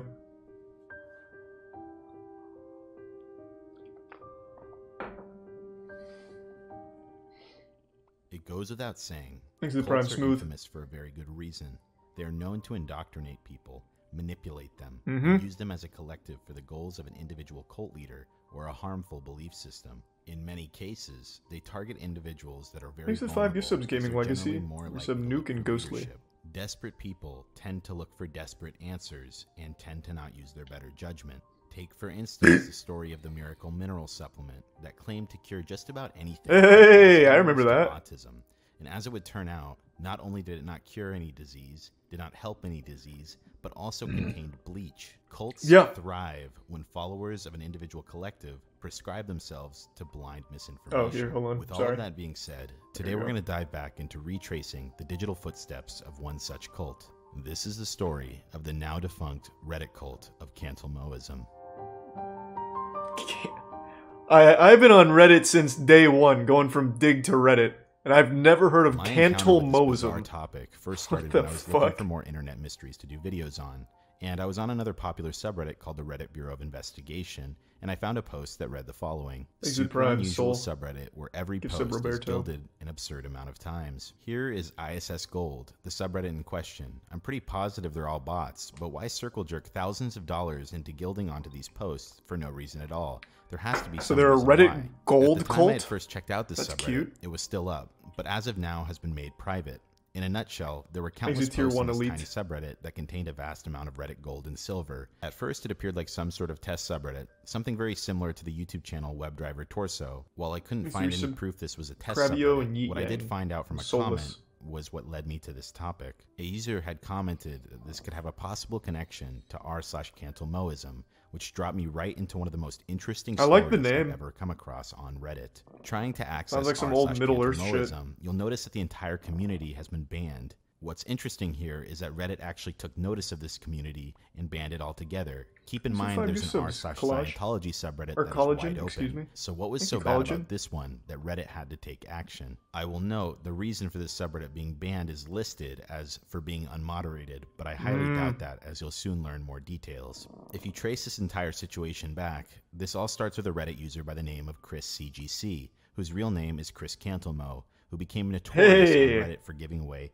upwards of $70,000 in Reddit badges, which was calculated by his own mods on his own subreddit. If you look into this guy's background, you'll learn that he owns a medical company called GL Sciences, as well as a few other companies in the past. Very successful Redditor. A bit of money. Just to make sure, he must use r/finance. They're used as gifts from one Reddit user to another and are displayed on posts. They are usually given out as a good job award for being particularly funny or helpful. Reddit Silver is the cheapest Reddit badge you can put on a post. The next tier is Reddit Gold, which gives you 1 week of Reddit Premium. Lastly, there is Reddit Platinum, which provides 1 month of Reddit Premium. If you're unfamiliar with Reddit Premium, essentially it is just a membership that unlocks a variety of features with Reddit, including the option to turn off ads. Moving back to Chris CGC, he became well known, as I said, for randomly gilding posts on the r/teenagers and r/dankmemes subreddit. Keep in mind, this guy clearly targeted a younger demographic by going for those subreddits. For example, in this individual post, it would cost about $350, which features 69 platinum badges, and he's an epic memer, big man. User who posted this. This was imagine fucking CEO being a memer. Would basically be handing out money every single day. Okay, that's day. Elon Musk. Actually, in fact, never mind. This was even so common that they created an entire subreddit called Children of Chris, dedicated to people who were gifted gold by him. At first glance, this seems entirely harmless. This guy was being generous with a lot of money and was reported to be spending thousands of dollars a day on gilded Reddit posts. As you can imagine, many people didn't have a problem with getting free Reddit Premium memberships, and it got to a point where people would just pass this guy's name around and say, "Message Chris, he'll send you gold." As I said, at first it seemed surprised I've never heard of this. It seemed like this guy simply had a bunch of money to go around and was willing to pull stunts for the sake of entertainment.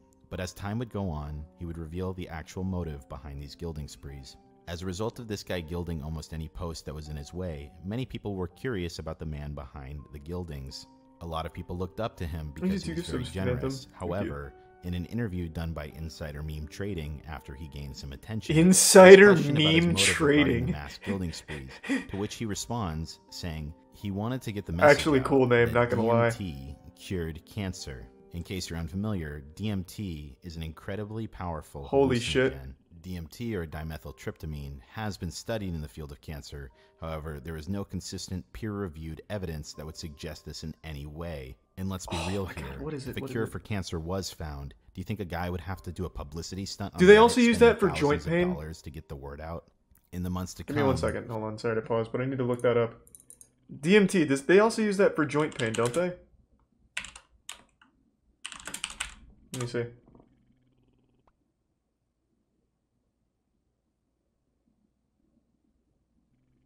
No, this isn't what I was thinking of. I remember a couple years back, I knew a guy that was peddling hard for some, like, really pseudoscience-y liquid jar-ish shit. Like, it looked like what the xenomorphs were born out of. And it was dimethyl something. I remember that, which is why it started to, like, fucking Winter Soldier me there for a minute. And he was like, this'll work, this'll cure your joint pain, inflammation, might make you taller, it's gonna make your beard more full.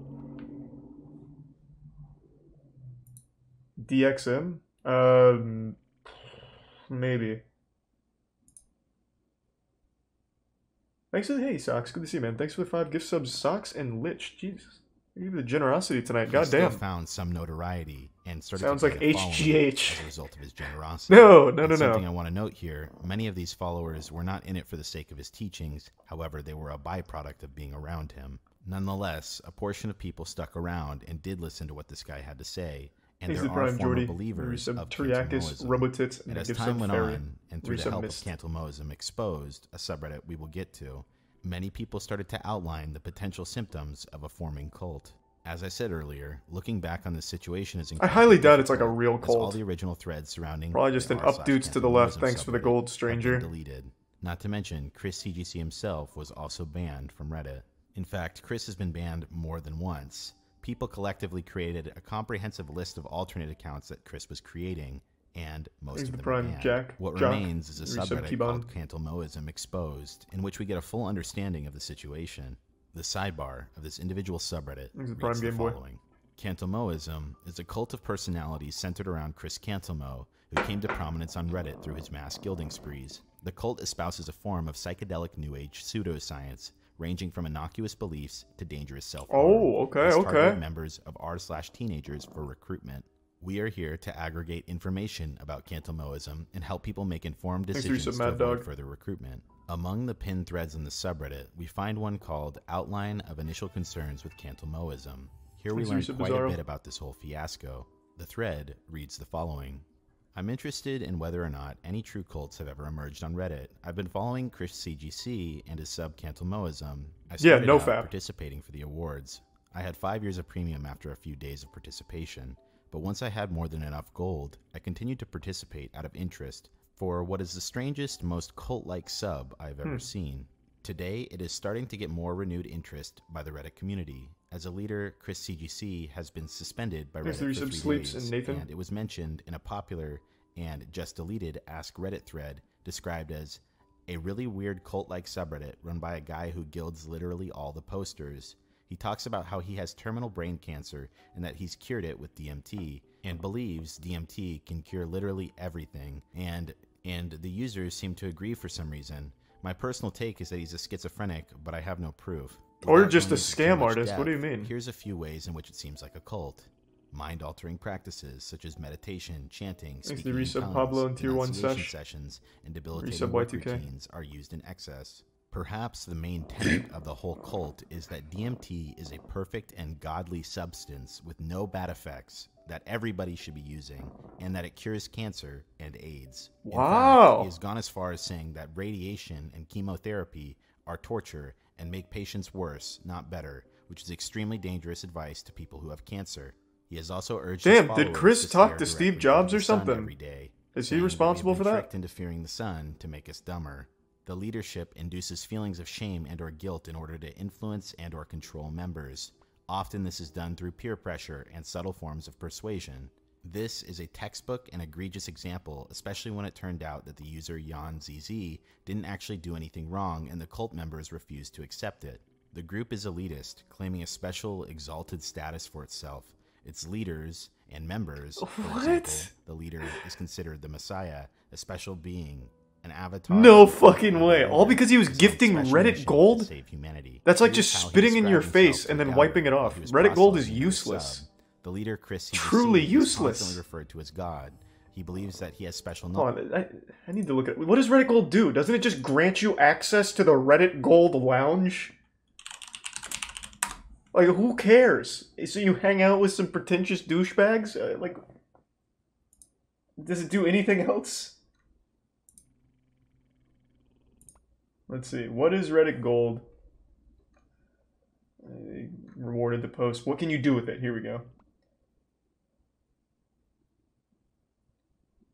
So you get a week of Reddit premium and 100 coins you can use to give someone silver.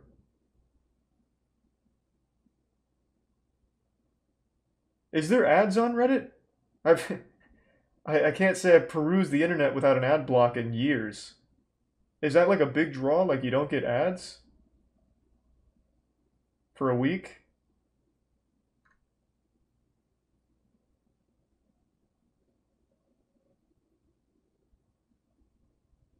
Oh, okay. It seems like an awfully large thing to say that the guy who gives you Reddit gold is the Messiah. Jesus. Thanks to the Prime Poison. Thanks to the Resubble Kami. The spirit world and wants to use the knowledge for the express goal of world peace. The group is also preoccupied with bringing in new members. Monetary rewards are gifted with participating in the sub. The group is preoccupied with money. He spends thousands of dollars a day gilding members with Reddit money and he also is increasingly paying members real money Oh. and offering to pay for their plane rides to That's a visit great him. deal. Wait, he's just In giving total, away money? He spent over $100,000 recruiting followers with a main focus on Yeah, just fucking pretend to call him the And here Messiah. are Who a few cares? examples Free of cash some from a of the weirdo. outrageous things he has said, but I think that thankfully most of these are not taken completely seriously by his followers. His most devoted followers definitely still believe him, though. AC It Tier 1 seems like just did Reddit is stuff starting to with catch Prime. on and get worried, as No his 7 account was and just Resub Otis. suspended for 3 days for telling people to call me or visit me to experience DMT as anti-cancer treatment. He encourages schizophrenia and believes that it's caused by excess DMT and that hallucinations are completely real. As the poster of this thread starts to update it, He's a he goes into convoy. one of the podcast episodes that have now been deleted. Edit 3. I just listened to Chris' Damn. most recent podcast episode, and I can finally understand what people see in him as a leader and why his followers seem to love him. I'm almost convinced that he's an amazing He fell but in love. insane human being. Either that makes him less threatening because he's not the type of person to start a dangerous cult, or more threatening because he is the type of person that could convince enough people to Yeah, I pull know, it I'm off. Leto. The first half is just a normal conversation, which establishes trust in him before he transitioned to the crazier second half. We learn how Chris befriends the homeless and lets them come into his house whenever they want to. That's pay. kinda nice, He though. wishes he had enough space to let thousands of them sleep in his backyard. What? He does have over an acre. Maybe this of guy land, is the but Messiah. enough to start a commune/cult on a smaller scale. Then, in the second half, he starts talking about DMT, He's a albeit Tier in 1 a far less insane Fat way Monkey than and he the normally Prime King does. Joe. He then makes some apocalyptic prophecies that he previously talked about on Reddit. He talks about things such as a recession worse than the Great Depression being imminent, and World War III between US, Iran, and Israel being imminent as well. However, he does say that those two things will actually be good for everyone except the rich. Next, Oh, he okay. tells us what his ideal society looks like. He wants something beyond communism, where money is made illegal. It's not too big of a stretch to say that he might consider implementing such a society on a smaller scale. Money if is he gains illegal. enough devoted followers. Lastly, he talks about Wow. suicide. At first, he said he thinks the people who commit suicide go to a better place. Oh, wow. And are better Holy off. shit. This is obviously a very scary idea when you look at how common Thanks for the mass gift sub again, suicide Socks. is in cults. He seems to be aware of this as he quickly changes his tune to say that he really thinks that people who commit suicide have to start their life all over again, which would be boring. Overall, Holy there are shit. some Jonestown vibes, but mostly he just seems like an extremely moral, charitable, and crazy person.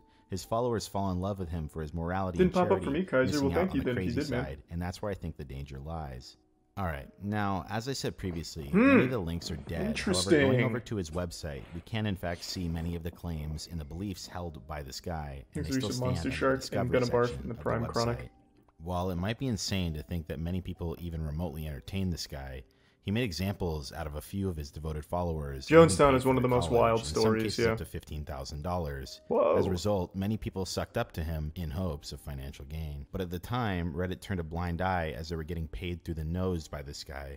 I personally believe, as well as many other people, that most of his so-called followers were just in it for the Thanks sake for of I'm money. crazy in the resub And when there yeesh. stopped being handouts on a daily basis, almost all of his followers started to turn on him for not providing evidence of his claims. At first, some people were willing to be patient since Chris had never provided any proof towards his claims regarding DMT. He came from a scientific background and would constantly post about his upcoming research being published. However, that obviously Wait, never is this happened. Chris? This guy doesn't look like a dank memer at all. Looks like Tom Hanks in character. I thought it was gonna be a young guy. Cult leader my ass, Grandpa. At another point Ew. in time, one of Cantalmoism's main Give me back followers that got a Reddit restraining order gold. from Chris, which led to him getting doxxed. This led to death threats for leaving the group, and ultimately this situation was starting to spiral.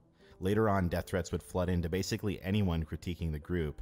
However, many people noticed that in many cases, it Thanks for was the just resub, Mo. Chris on an alternate account. In an effort to keep some of his followers on the hook without any financial incentives, Chris became desperate and would make alt accounts pretending to be news Exactly, outlets, witch stating that doctor. they were working on a story about his research. However, obviously people saw right through this. Up to this point, even the most devoted followers started to not be able to turn a blind eye towards his childish behavior. In many situations, he resorted to name-calling like a 5-year-old, and in other cases, he Let even me told read a one. person with cancer that he was an idiot. As a result, his own subreddit turned against him.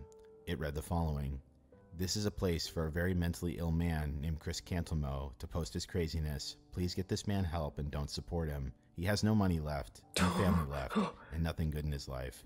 Damn, Chris, fucking blasted So on your own closer dank to meme. today, where around a month ago, this Reddit community as a whole has been banned. I can only imagine because Reddit wasn't getting paid off nearly as much. While Chris still remains online on his other platforms, he's still trying to recruit members in person, but his digital footprint still remains. I want to check out Even that his channel. own Discord turned against him, and one of his top followers has now taken over. From an outsider like myself, looking at this entire situation, in my opinion, I definitely see how this seems quite premeditated.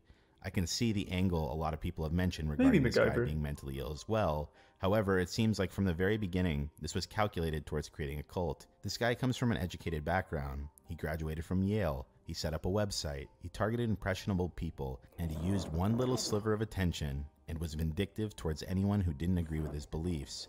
Thankfully, however, the situation. Hey, thanks for the 10 new subs again, Cyaxis. Good to see you tonight. Something else Hope I you're should doing well. note is that I Thank you also for the believe to a generosity. certain extent Chris has been experiencing a degree of psychosis. Uh-oh. I don't believe this guy to be mentally stable due to the constant drug use. Here we had a guy with a great livelihood and a good life, and he was well off. Then, seemingly out of nowhere in the later years of his life, after being an atheist for 56 years, he becomes ultra-spiritual as a result of taking DMT. And He just wanted to start a cult, man. He just did it the refers to wrong himself way. as a god, and all of his teachings He should have point to started playing obvious Minecraft. delusions and psychosis. That being said, I don't think talking shit directly to this guy helps whatsoever. As a result, anyone watching this video, don't go harass this guy. His brain obviously processes information differently, and even though what he attempted to do was terrible, it won't stop him from continuing appreciate it, doing what he's Cyaxis. doing. Thank you for the This guy generosity needs again. professional help. Instead, this video stands as something much more effective Thanks for for the the sub, Kaiser. situation than directly talking shit to him. At this point, if anyone comes across this rabbit hole or topic on the internet, they have a reference point to which they can understand how this group came to being and avoid it. With that being said, I thank you for joining me here today as we looked at Well, that was the actually kind of weirdest stories I've interesting. ever seen on Reddit. This is Barely Sociable. Have a great night. Is that true? Only one guy said this, but now I have to know. Did Chris Cantelmo actually kill himself because this video? I'm gonna look it up. I feel like I'm being lied to, but that would be horrible.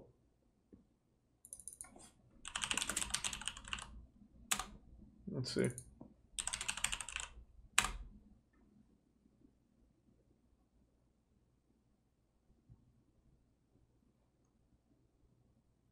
Oh my god.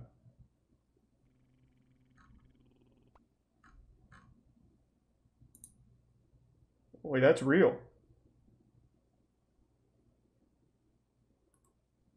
That's fucking awful.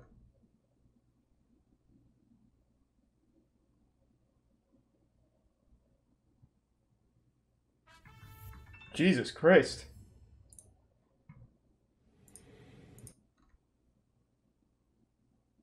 Yeah, that guy wasn't lying.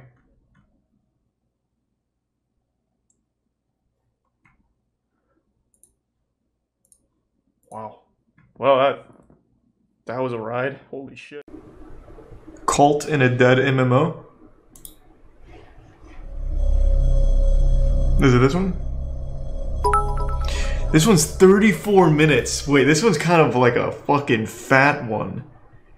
And it's already 1:30. We can let it ride. Fuck it.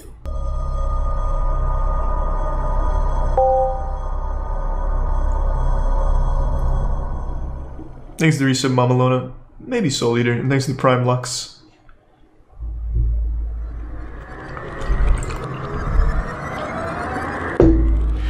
Welcome to Worlds Online, the internet's first 3D virtual world platform. Woohoo! 3D, that's crazy. We can fucking smell and go wild in here. Shared virtual space. Online users can shop, watch movies, listen to music, play games, and collaborate with each other. Today's web user is looking That Tom for an Brady? intimate connection with friends, with celebrities, and with trending brands that reflect their values and lifestyle in both the real world and the virtual. By investing in Worlds, you are investing in the future. Worlds.com. All good, Raiders. Just ask him out. Together.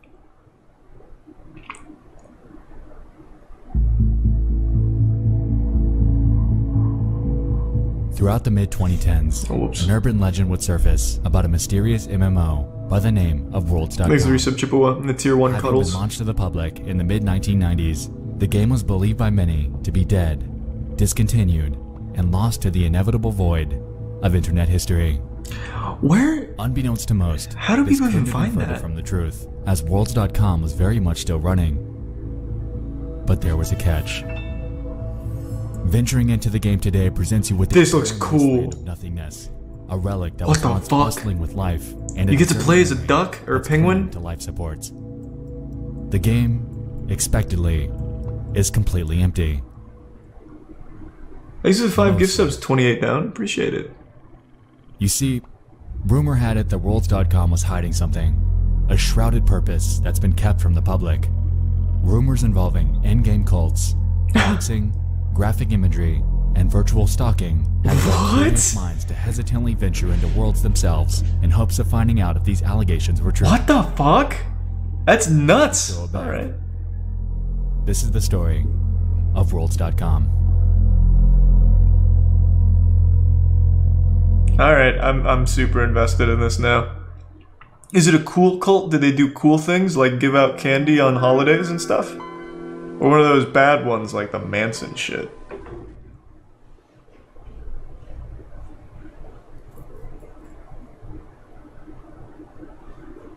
An aside. The 1990s were a magical time in the world of entertainment and the advancement of society. Being what I can only describe as the calm before the imminent mid-2000s technological storm, we were living in an era that brought us some unforgettable treasures in the realms of video gaming, movies, and television. Blockbuster, classic, fuck in yeah. the gaming world, for instance, new and unforgettable IPs such as Mario Kart, Banjo-Kazooie, Fallout, Resident Evil, and Silent Hill were born. And with these came game consoles that have stood the test of time and bringing us unforgettable experiences such as the Super Nintendo, PlayStation 1, and the Dreamcast. God, the Dreamcast was so good, the most underrated console in history. Power Stone. We need a third Power Stone, please. So good. Sugoi. Fuck, it was so good. That predated the modern interconnected society that we live in today.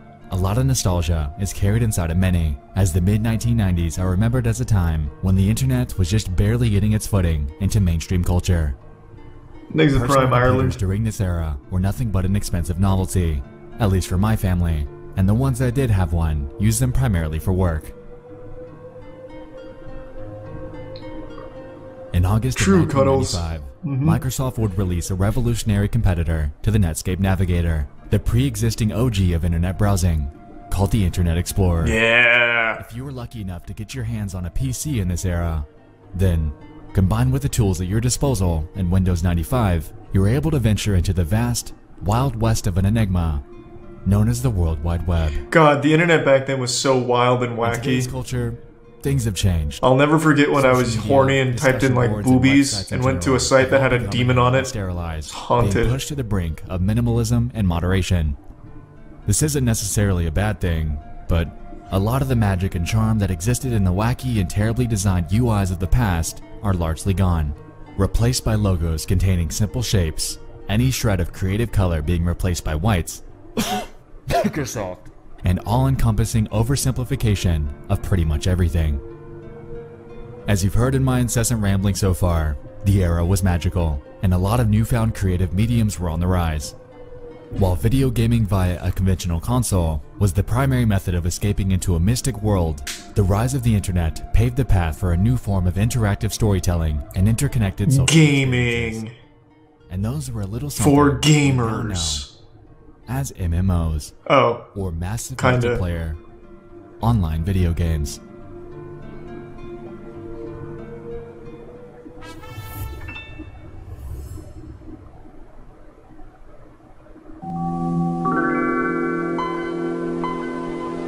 I'm really sorry to hear that, bro. Wishing you the best moving forward.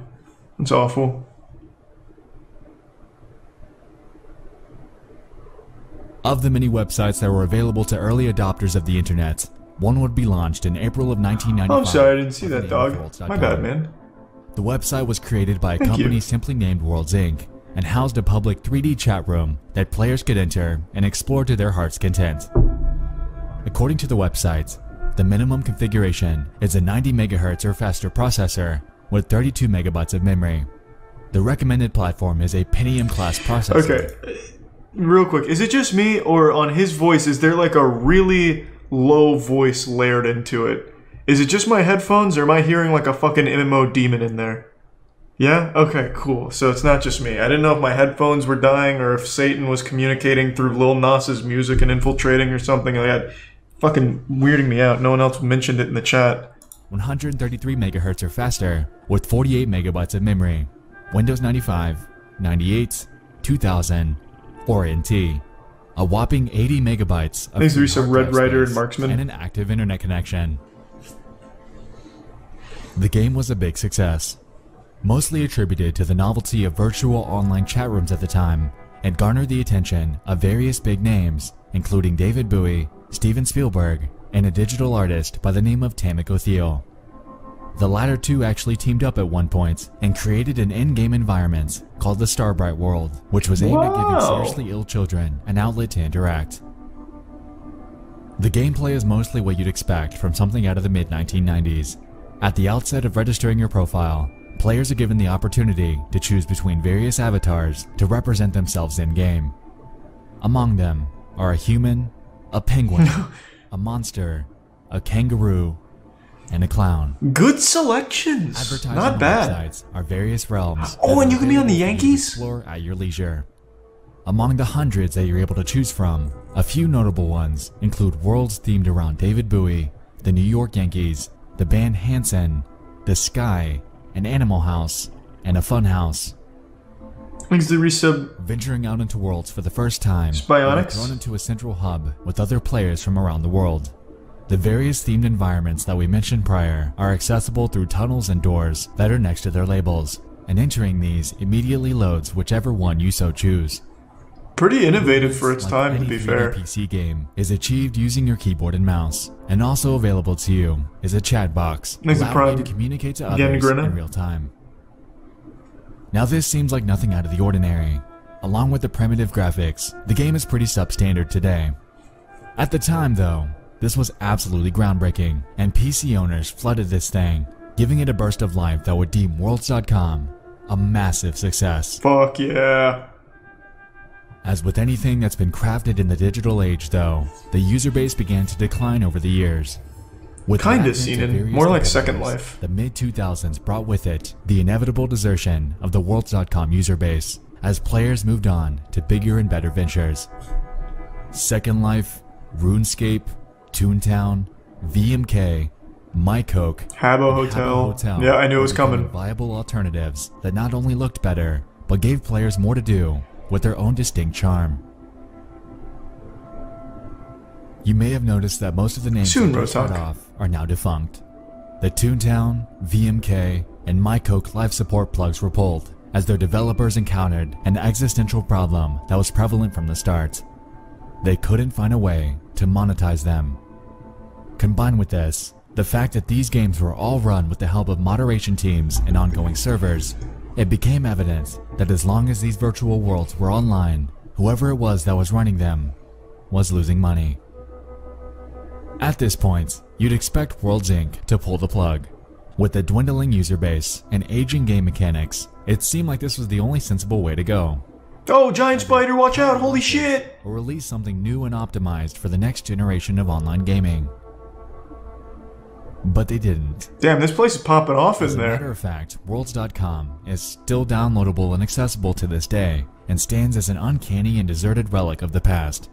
This is cool. Rumor has it that the game's creator, I wanna play. Tom Kidron, is simply fronting the server costs himself and running it out of his own home. Good man. That begs the question. Thanks. Why on earth would an individual be fronting the costs to keep a dead video game alive? What part of this? He's got a virtual girlfriend with big is so titties. pivotal that it's still in existence over 20 years later.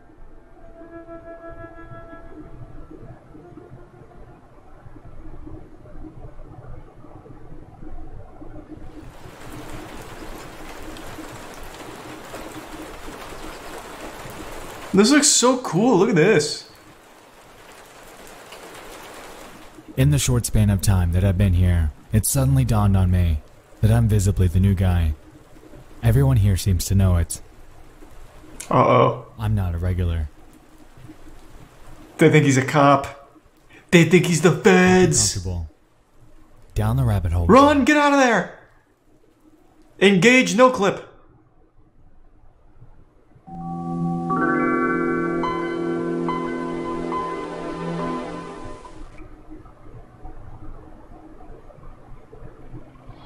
Thanks to resub Broden and Kenway.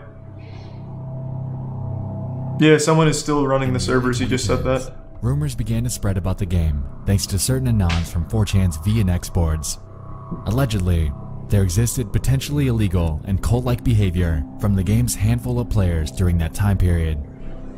As you'd expect, upon catching wind of this, the rest of 4chan did what they do and went in to investigate. Before we continue, I wanted to make something explicitly clear. In my hunting, it dawned on me that these allegations surfaced at a point in time that predated the year 2012. I say this because the oldest records that I've been able to dig up are from that year. Unfortunately, most of the archives, images, and audio files that we're going to get into have been lost to time. What? However, there are some that allow us to piece together a cohesive storyline as to what actually went on in Worlds.com. So let's talk about the game itself. A major element at the game's core was the ability for users to create and host their own customized universes. Wait, I'm confused. What does he say? So everything here, 2012? What? Much like Minecraft, if someone chose to do so, they could create their own server, build what they want, and invite certain players through a downloadable file that's accessible through Shaper. Many of these became archived on various websites, and even today, there are download links out there to access certain Everything custom dated worlds. before 2012 are lost. Effectively, Okay. the possibilities were endless, and harnessing Thanks, the Resub Omni. creative freedom that they were given, players were able to create some admittedly impressive worlds. Now that it's died down, though, things have become a bit darker. A bit more controversial. I'm not sure about Second Life having a cult. While there are groups of people that are or might be strange in their own right, there are two that have starkly stood out to me as the most mysterious. Two users, a Jimbly and a Nexialist. Interestingly, both have crossed paths in the game. However, their stories couldn't be further apart. Contrary to Nexialist, the stories surrounding Jimbly seemed a bit more grounded in reality.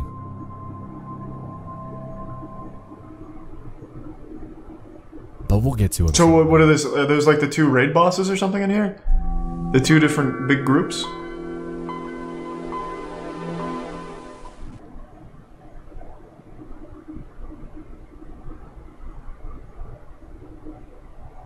First, I'd like to introduce you to Nexialist.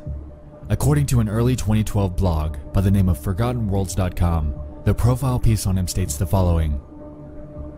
Nexialist is a regular at Worlds.com that has been trying to pull in the VNX boards to play this game. Nexialist is a successful user that's been able to get a cult following in the game, which is hard to do. He constantly reaches out to dedicated players to join him, as he seems to be called the Key Bearer. Key Bearer. Around the game Okay. This isn't even close to covering entirely who this guy is rumored to be, so allow me to pick up where they left off. According to 4chan and various message boards, Nexialist is abstruse, a shred of indecipherable mystery that's lurked Worlds.com for what some believe to be as long as the early 2000s. Encountering him, this is wacky. And it's been rumored that you don't actually find him, he finds you. Upon discovering you, he'll approach you without words, standing as what appears to be a lifeless corpse as you begin to quietly panic at his disturbing avatar. After the initial shock dies down, you're told to follow him, and as a result, you embark on a journey through hellish customized corridors that bear satanic symbolism and graphic imagery. Who is this guy? Can we get an update on the guy playing Professor Utonium? Where does he fit into this grand scheme? After your tour, Nexialist will begin sending you disturbing audio files that I wasn't able to find archives for, but if we go by descriptions from 4chaners, it's safe to assume that these sound like the distorted deaths of dying animals. Once you're scared to your wits' end and you leave the game, he already knows that you're going to go to 4chan to talk about it, because that's what he wants you to do. Spread the word, get people talking, and the next sucker that grows a sliver of curiosity and decides to check it out is his next victim. Unfortunately, this all reads like an urban legend. People have been able to capture screenshots and video of Nexialist over the years, but not much, aside from very few outliers, have been found that outlines what I'm describing. Because of that, I'd like to put a pin in this arcane figure and circle back on him later. Because this is the game Vinesauce played, Vinny? I'd like to bring you into. Is it? Someone I saw on one of those threads. And he didn't encounter Nexialist? The Hidden Worlds website that I mentioned earlier serves as a diary of the experiences that a man named George Costanza had witnessed when he first played Worlds. According to his blog, he found a bizarre network that this Jimbly guy seems to be running, and the entries on his website outline a considerable amount of information that I'd like to dive into and unpack. The very first post on the website was made on January 5th, 2012. It reads as follows. Well, I started playing this game called Worlds.com. Seemed innocent, but according to V, it has some fucked up things from the past. Everything's forgotten here, and in a group we explored the game. In the coming days we'll share our stories and pictures here. Further on that day, another post was made outlining Jimbly's supposed network and its inner workings. The game started as interesting, Soul Eater. We had gags while we explored the worlds, skeletons popping out, and finding Pegasus. Things a person could expect from playing Roblox or other games where your creations are welcome. But things turned bizarre. Our friend Grad, as we called him, was showing us these rooms that I mentioned, and eventually we ended up in a lobby filled with brown doors with text on them. These doors had the creator's name and a description of the level or world. This guy, Bilbo99, had messed up levels with Easter eggs everywhere, and we praised him for his creepiness. And then I noticed at the right corner of my window said erotic and hey, Jimbly! This map was Jimbly's creation. Fuck yeah, look at him. He's having fun. Starbucks. However, things would take a turn. You see, there was a person that contacted me named Megalik. Her or his avatar was a bird or an angel. She claimed that she was new in the world, as I was, but she'd been playing this game for a week and already gotten dirty and knew what this shit was really about. To act new is a common trick to bait new players. Anyway, Jimbly had a network that was serious. How serious? To enter his network, you need to provide mugshots. For example, here's Bilbo99. There were a total of 3 rooms filled with different mugshots of users, but room 2 was dedicated to Jimbly. Hold on, let me go to the bathroom real quick. Give me 2 seconds, sorry to blue ball you. Alright, I'm fucking back. Ended up taking a shit. Jump scared myself with my own fart. Pretty wild series of events. Let's go.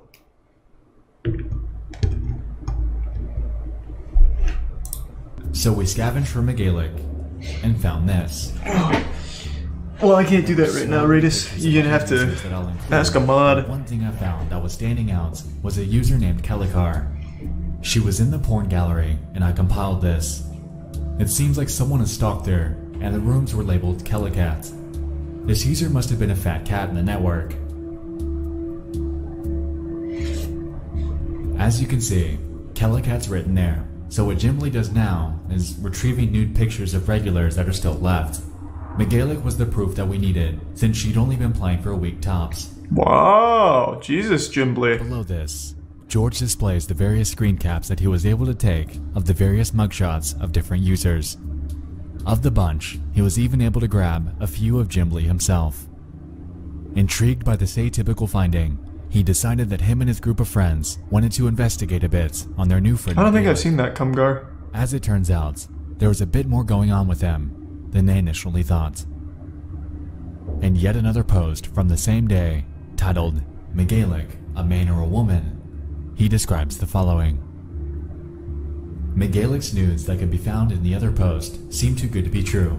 Her head was cropped out and with the body of a young woman, while her mugshot shows an older woman in her 40s, and that picture's really old. What does that leave us with? She could have faked them because she doesn't want. So how is this a cult? I'm a little confused. A man playing as a female. Seems like a Reddit mod using his power to get pictures. Real email, although it's linked to a man by the name of John. John's in his 50s, seems to enjoy MMOs. Thanks to Tier 1 Biscuit Boy. Any interest of games, and has her only Facebook activity labeled as kids. So yes, Miguelik might be or is the man posing as a fragile woman while baiting for pictures. Those pictures up there, except for his profile picture, is a year old. The pictures are from 2009, and then he used a picture of his wife to verify himself, and thought how cool it would be to send a fake picture of a pair of tits to make him look like a god in the game. Okay. Classic John, I guess. Network encompasses some extremely odd people. People that are impersonating others and using real-world mugshots to gain access to whatever it is that he's running. One might go as far to say that Nexialist isn't the cult leader here, but rather, it's Jimbly, as most of the rumors about the former seem to relate to what we found with the latter. In the third post I'd like to focus on, titled Jimbly's Inner Circle, sweet. Well, thank you, George Spooky. proceeds to explain the following.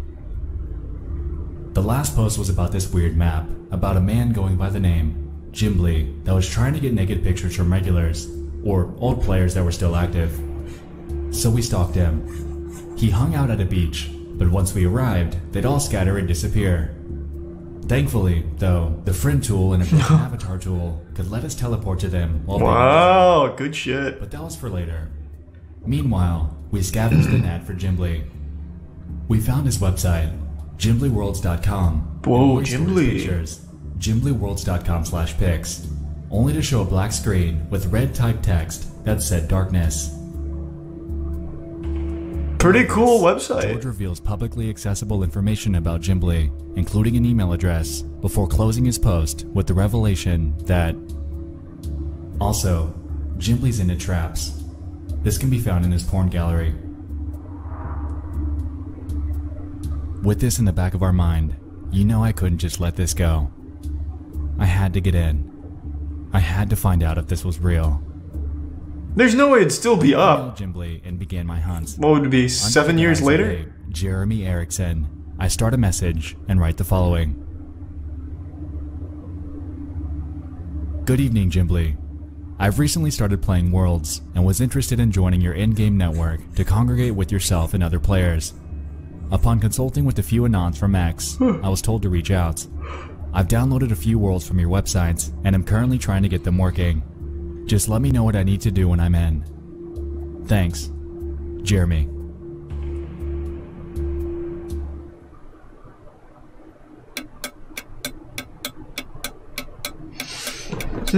This really doesn't seem like a cult though, it's just a weird community.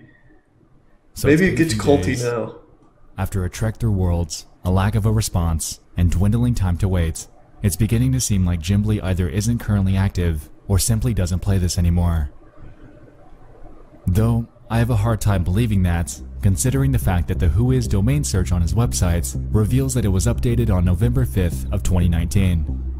I'm not entirely sure if Jimbly's the kind of guy that would have a sudden change of heart, but if you ask me, it is a bit recent. Anyway, with that under our belt, unfortunately, heading back to the blog reveals that most of the other threads outline mundane discoveries while exploring various official and user-crafted worlds. A few notable highlights include some of Jimbly's bizarre creations. Hey, that's Banger Sisters, I think? Remotely relevant to our investigation. Saw that movie a long time ago. Even so, the discoveries surrounding Gem are nothing short of unnerving. So what's actually going on here?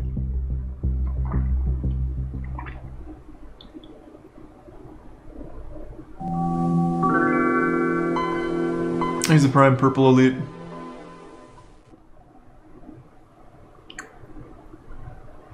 So far, I haven't really seen anything too wild here. I was expecting something fucking crazy. The primary consensus in fact, that I don't even know what we've learned other than was that it's a front. These people play an old game and are kind of weird. Rumors are powerful things. I won't deny that, but there are a few points here that I'd like to unpack.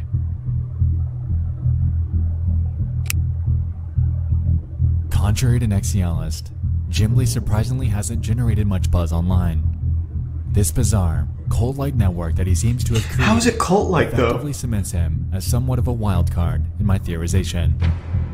What this guy is doing is weird, From the mugshots to the vast database of supposed network members to his secret repository of graphic imagery, it seems like he is the one actually running the rumored cult.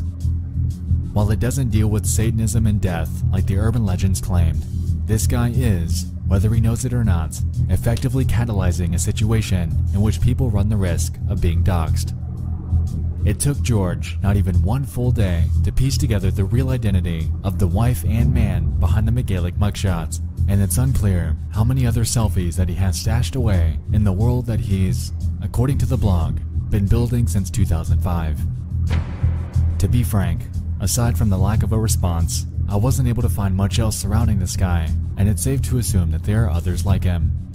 I'm not sure, Rotalk. Aside from a few key players, is surely something that would catch the eye of somebody trying to run some sort of network under the radar. With that being said, I encourage you to make your own conclusions about him. With the evidence at hand, it does appear that at one point in time, there was something going on behind the scenes. Whether or not it still is, or if the mysterious Jimbly is still active, remains to be seen. While I haven't been able to track him down, maybe you can, but keep in mind that if you're so curious as to venture in on your own, your potential discoveries may be nefarious. But remember, we're talking about Jimbly's custom worlds. Thanks to Tier 1 Ludoplex, the gift sub Purple Elite. Assume that you'll be alright. But that brings us to another point of discussion. Nexialist. You might recall that I mentioned the fact that users are able to create their own worlds. This was actually a pivotal mechanic in the game and gave players an extra layer of interactivity. In a sense, I could see the developers feeling as if they're future-proofing their game. Did not do Vid as Chronicles. It allows creative freedom that was unheard of before the point of its release. With this in mind, we have to remember that most of his so-called cult activity was happening in these aforementioned user worlds. Regardless of his eerie demeanor, Nexialist was eager to give us a tour of many of these. As it turns out though, he's apparently come off as quite ordinary to many players. In one post on Reddit by a user named Goomilord, they claim that they even encountered Nex and that he's merely a normal guy. Apparently, he switched his avatar to Sanic at one point and began spamming the words, "There is no cult on worlds.com" in the chat. So he's just an RPer, like the guy just fucking RPs. Thanks to resub Dick. So let's think about this logically. And Ernie. Worlds is, at its core, creepy in and of itself. The barren environments, combined with the uncanny primitive textures, naturally gives any unsuspecting players a sense of uneasiness, especially if you've caught wind of the various allegations surrounding Nex's mysterious character. That's pretty cool. I believe that he's playing along, leading players to the belief that he's some sort of cult mastermind as a long-running joke. The worlds he frequents are creepy on purpose, and, in my opinion, he was capitalizing on it for a bit of fun. Yeah, obviously, for sure. He comes off strangely when he wants to, and he executes this with a group of willing friends. The same friends that we see in the so-called cult screenshots that were captured in-game. A weird hobby, but to each their own. I'm not judging. So there was nothing. Now, with all of that out of the way, there's still one glaring question that remains. Why does World still exist? That's the only really weird thing about it. Like, there's no point to keep it running. That's like the only odd thing. Like, Jimbly asking for pictures of people is the sign of a lonely person wanting to make sure, like, you know, this is a person, and I'm talking to a person. That's what it strikes me as. And the porn stuff is him taking fucking Google images. Direct your attention to the game's owner. Tom Kidron, in his many years as the world's owner, has become somewhat known as the 5 goose subs, Lotoplex. Thank you, man. Patent trolls essentially purchase many different elements and ideas of a particular product and squat on them for years, filing lawsuits against anyone that violates them. The reason that these people are called patent trolls mainly rests on the fact that the ones they purchase are typically what they perceive to be a sought-after and core element of a particular product. In this case, Kidron's been squatting on patent number 7,181,690. Classic patent. Which is titled System and Method for Enabling Users to Interact in a Virtual Space, This was filed on August 3rd, 2000, with further detail in the following. The invention provides a highly scalable architecture for a three-dimensional graphical multi-user interactive virtual world system. In a preferred embodiment, a plurality of users interact in a three-dimensional, computer-generated graphical space where each user executes a... Yeah, he probably sues everyone that makes one of these kind of games. From the perspective of that user. Sounds broad, doesn't it? That was on purpose. Andy's used it. Even as of this year, there are articles all over Google explaining legal cases that Worlds Inc. has filed Worlds vs. Bungie? IPs such as Second Life, Blizzard, Bungie, and more. And according to a Vice article from 2015, they ever won? Kidron rakes in a whopping $200,000 a year from his court proceedings. This effectively explains away the server cost. When not many, if any players play your game at all, the result of this is cheap upkeep, low bandwidth, low server costs. Ergo, he's raking in cash with a positive net income. In the US, the typical patent lifespan is 20 years, so at the time of writing this, we have just short of 9 months before Kidron would either have to renew or simply let it expire. As a result of I'm this, sure he renewed. If he so chooses, he could let it run its course and retire from his relentless court proceedings. If he does, I wouldn't be surprised if the Worlds game goes down with it, effectively and permanently leaving this artifact of a game to die. Someone do it for me. Did he renew it or did... Well, I already know he fucking renewed it. So, all in all, as it turns out, Jimbly is the real enigma here. The custom worlds that he, and potentially others, have created are an indisputable testament to the underbelly of this archaic MMO. Today, it's unclear whether he's still active in the game or not. Ooh, even so, a huge the tier inner mechanisms 3 of this fabled network are something Rates that perplexes 2? me, as I see no end goal Thank you. other than to hoard a repository of Appreciate images the huge for tier his own 3. enjoyment. Why he chose Worlds.com to do it is and will forever remain beyond me. Regardless, Worlds, whether still online by nefarious reasons or not, stands as somewhat of a time capsule to the primitive era of social gaming. Today, with the official non-custom Worlds, it stands as a corpse of the past, a window into what once was, and a sliver of mystical nostalgia, sending us back into a time when we all first discovered the world of the internet. Very cute. As far as we know, servers are, to this day, willingly being kept alive. Alongside this, the inevitable date that the game permanently goes offline is unclear, so if you're eager to experience this curiosity of old, then you better get on it soon. Stay in the official servers, and you'll be fine. Also, this is not the game Vinny played. I looked when I was shitting. He played Active Worlds. Otherwise, you'll run the risk of missing the nostalgic boat, leaving it to sail away, and for us to watch it go. Yeah, so I feel like that was a bit off. Literally nothing cultish about that. You have a guy who's RPing, and you even mentioned that it's literally RPing, not really cultish. Jimbly, I think, is easily explained because it's clearly a lonely guy, and he asks for the pictures of anyone that plays and wants to be his friend.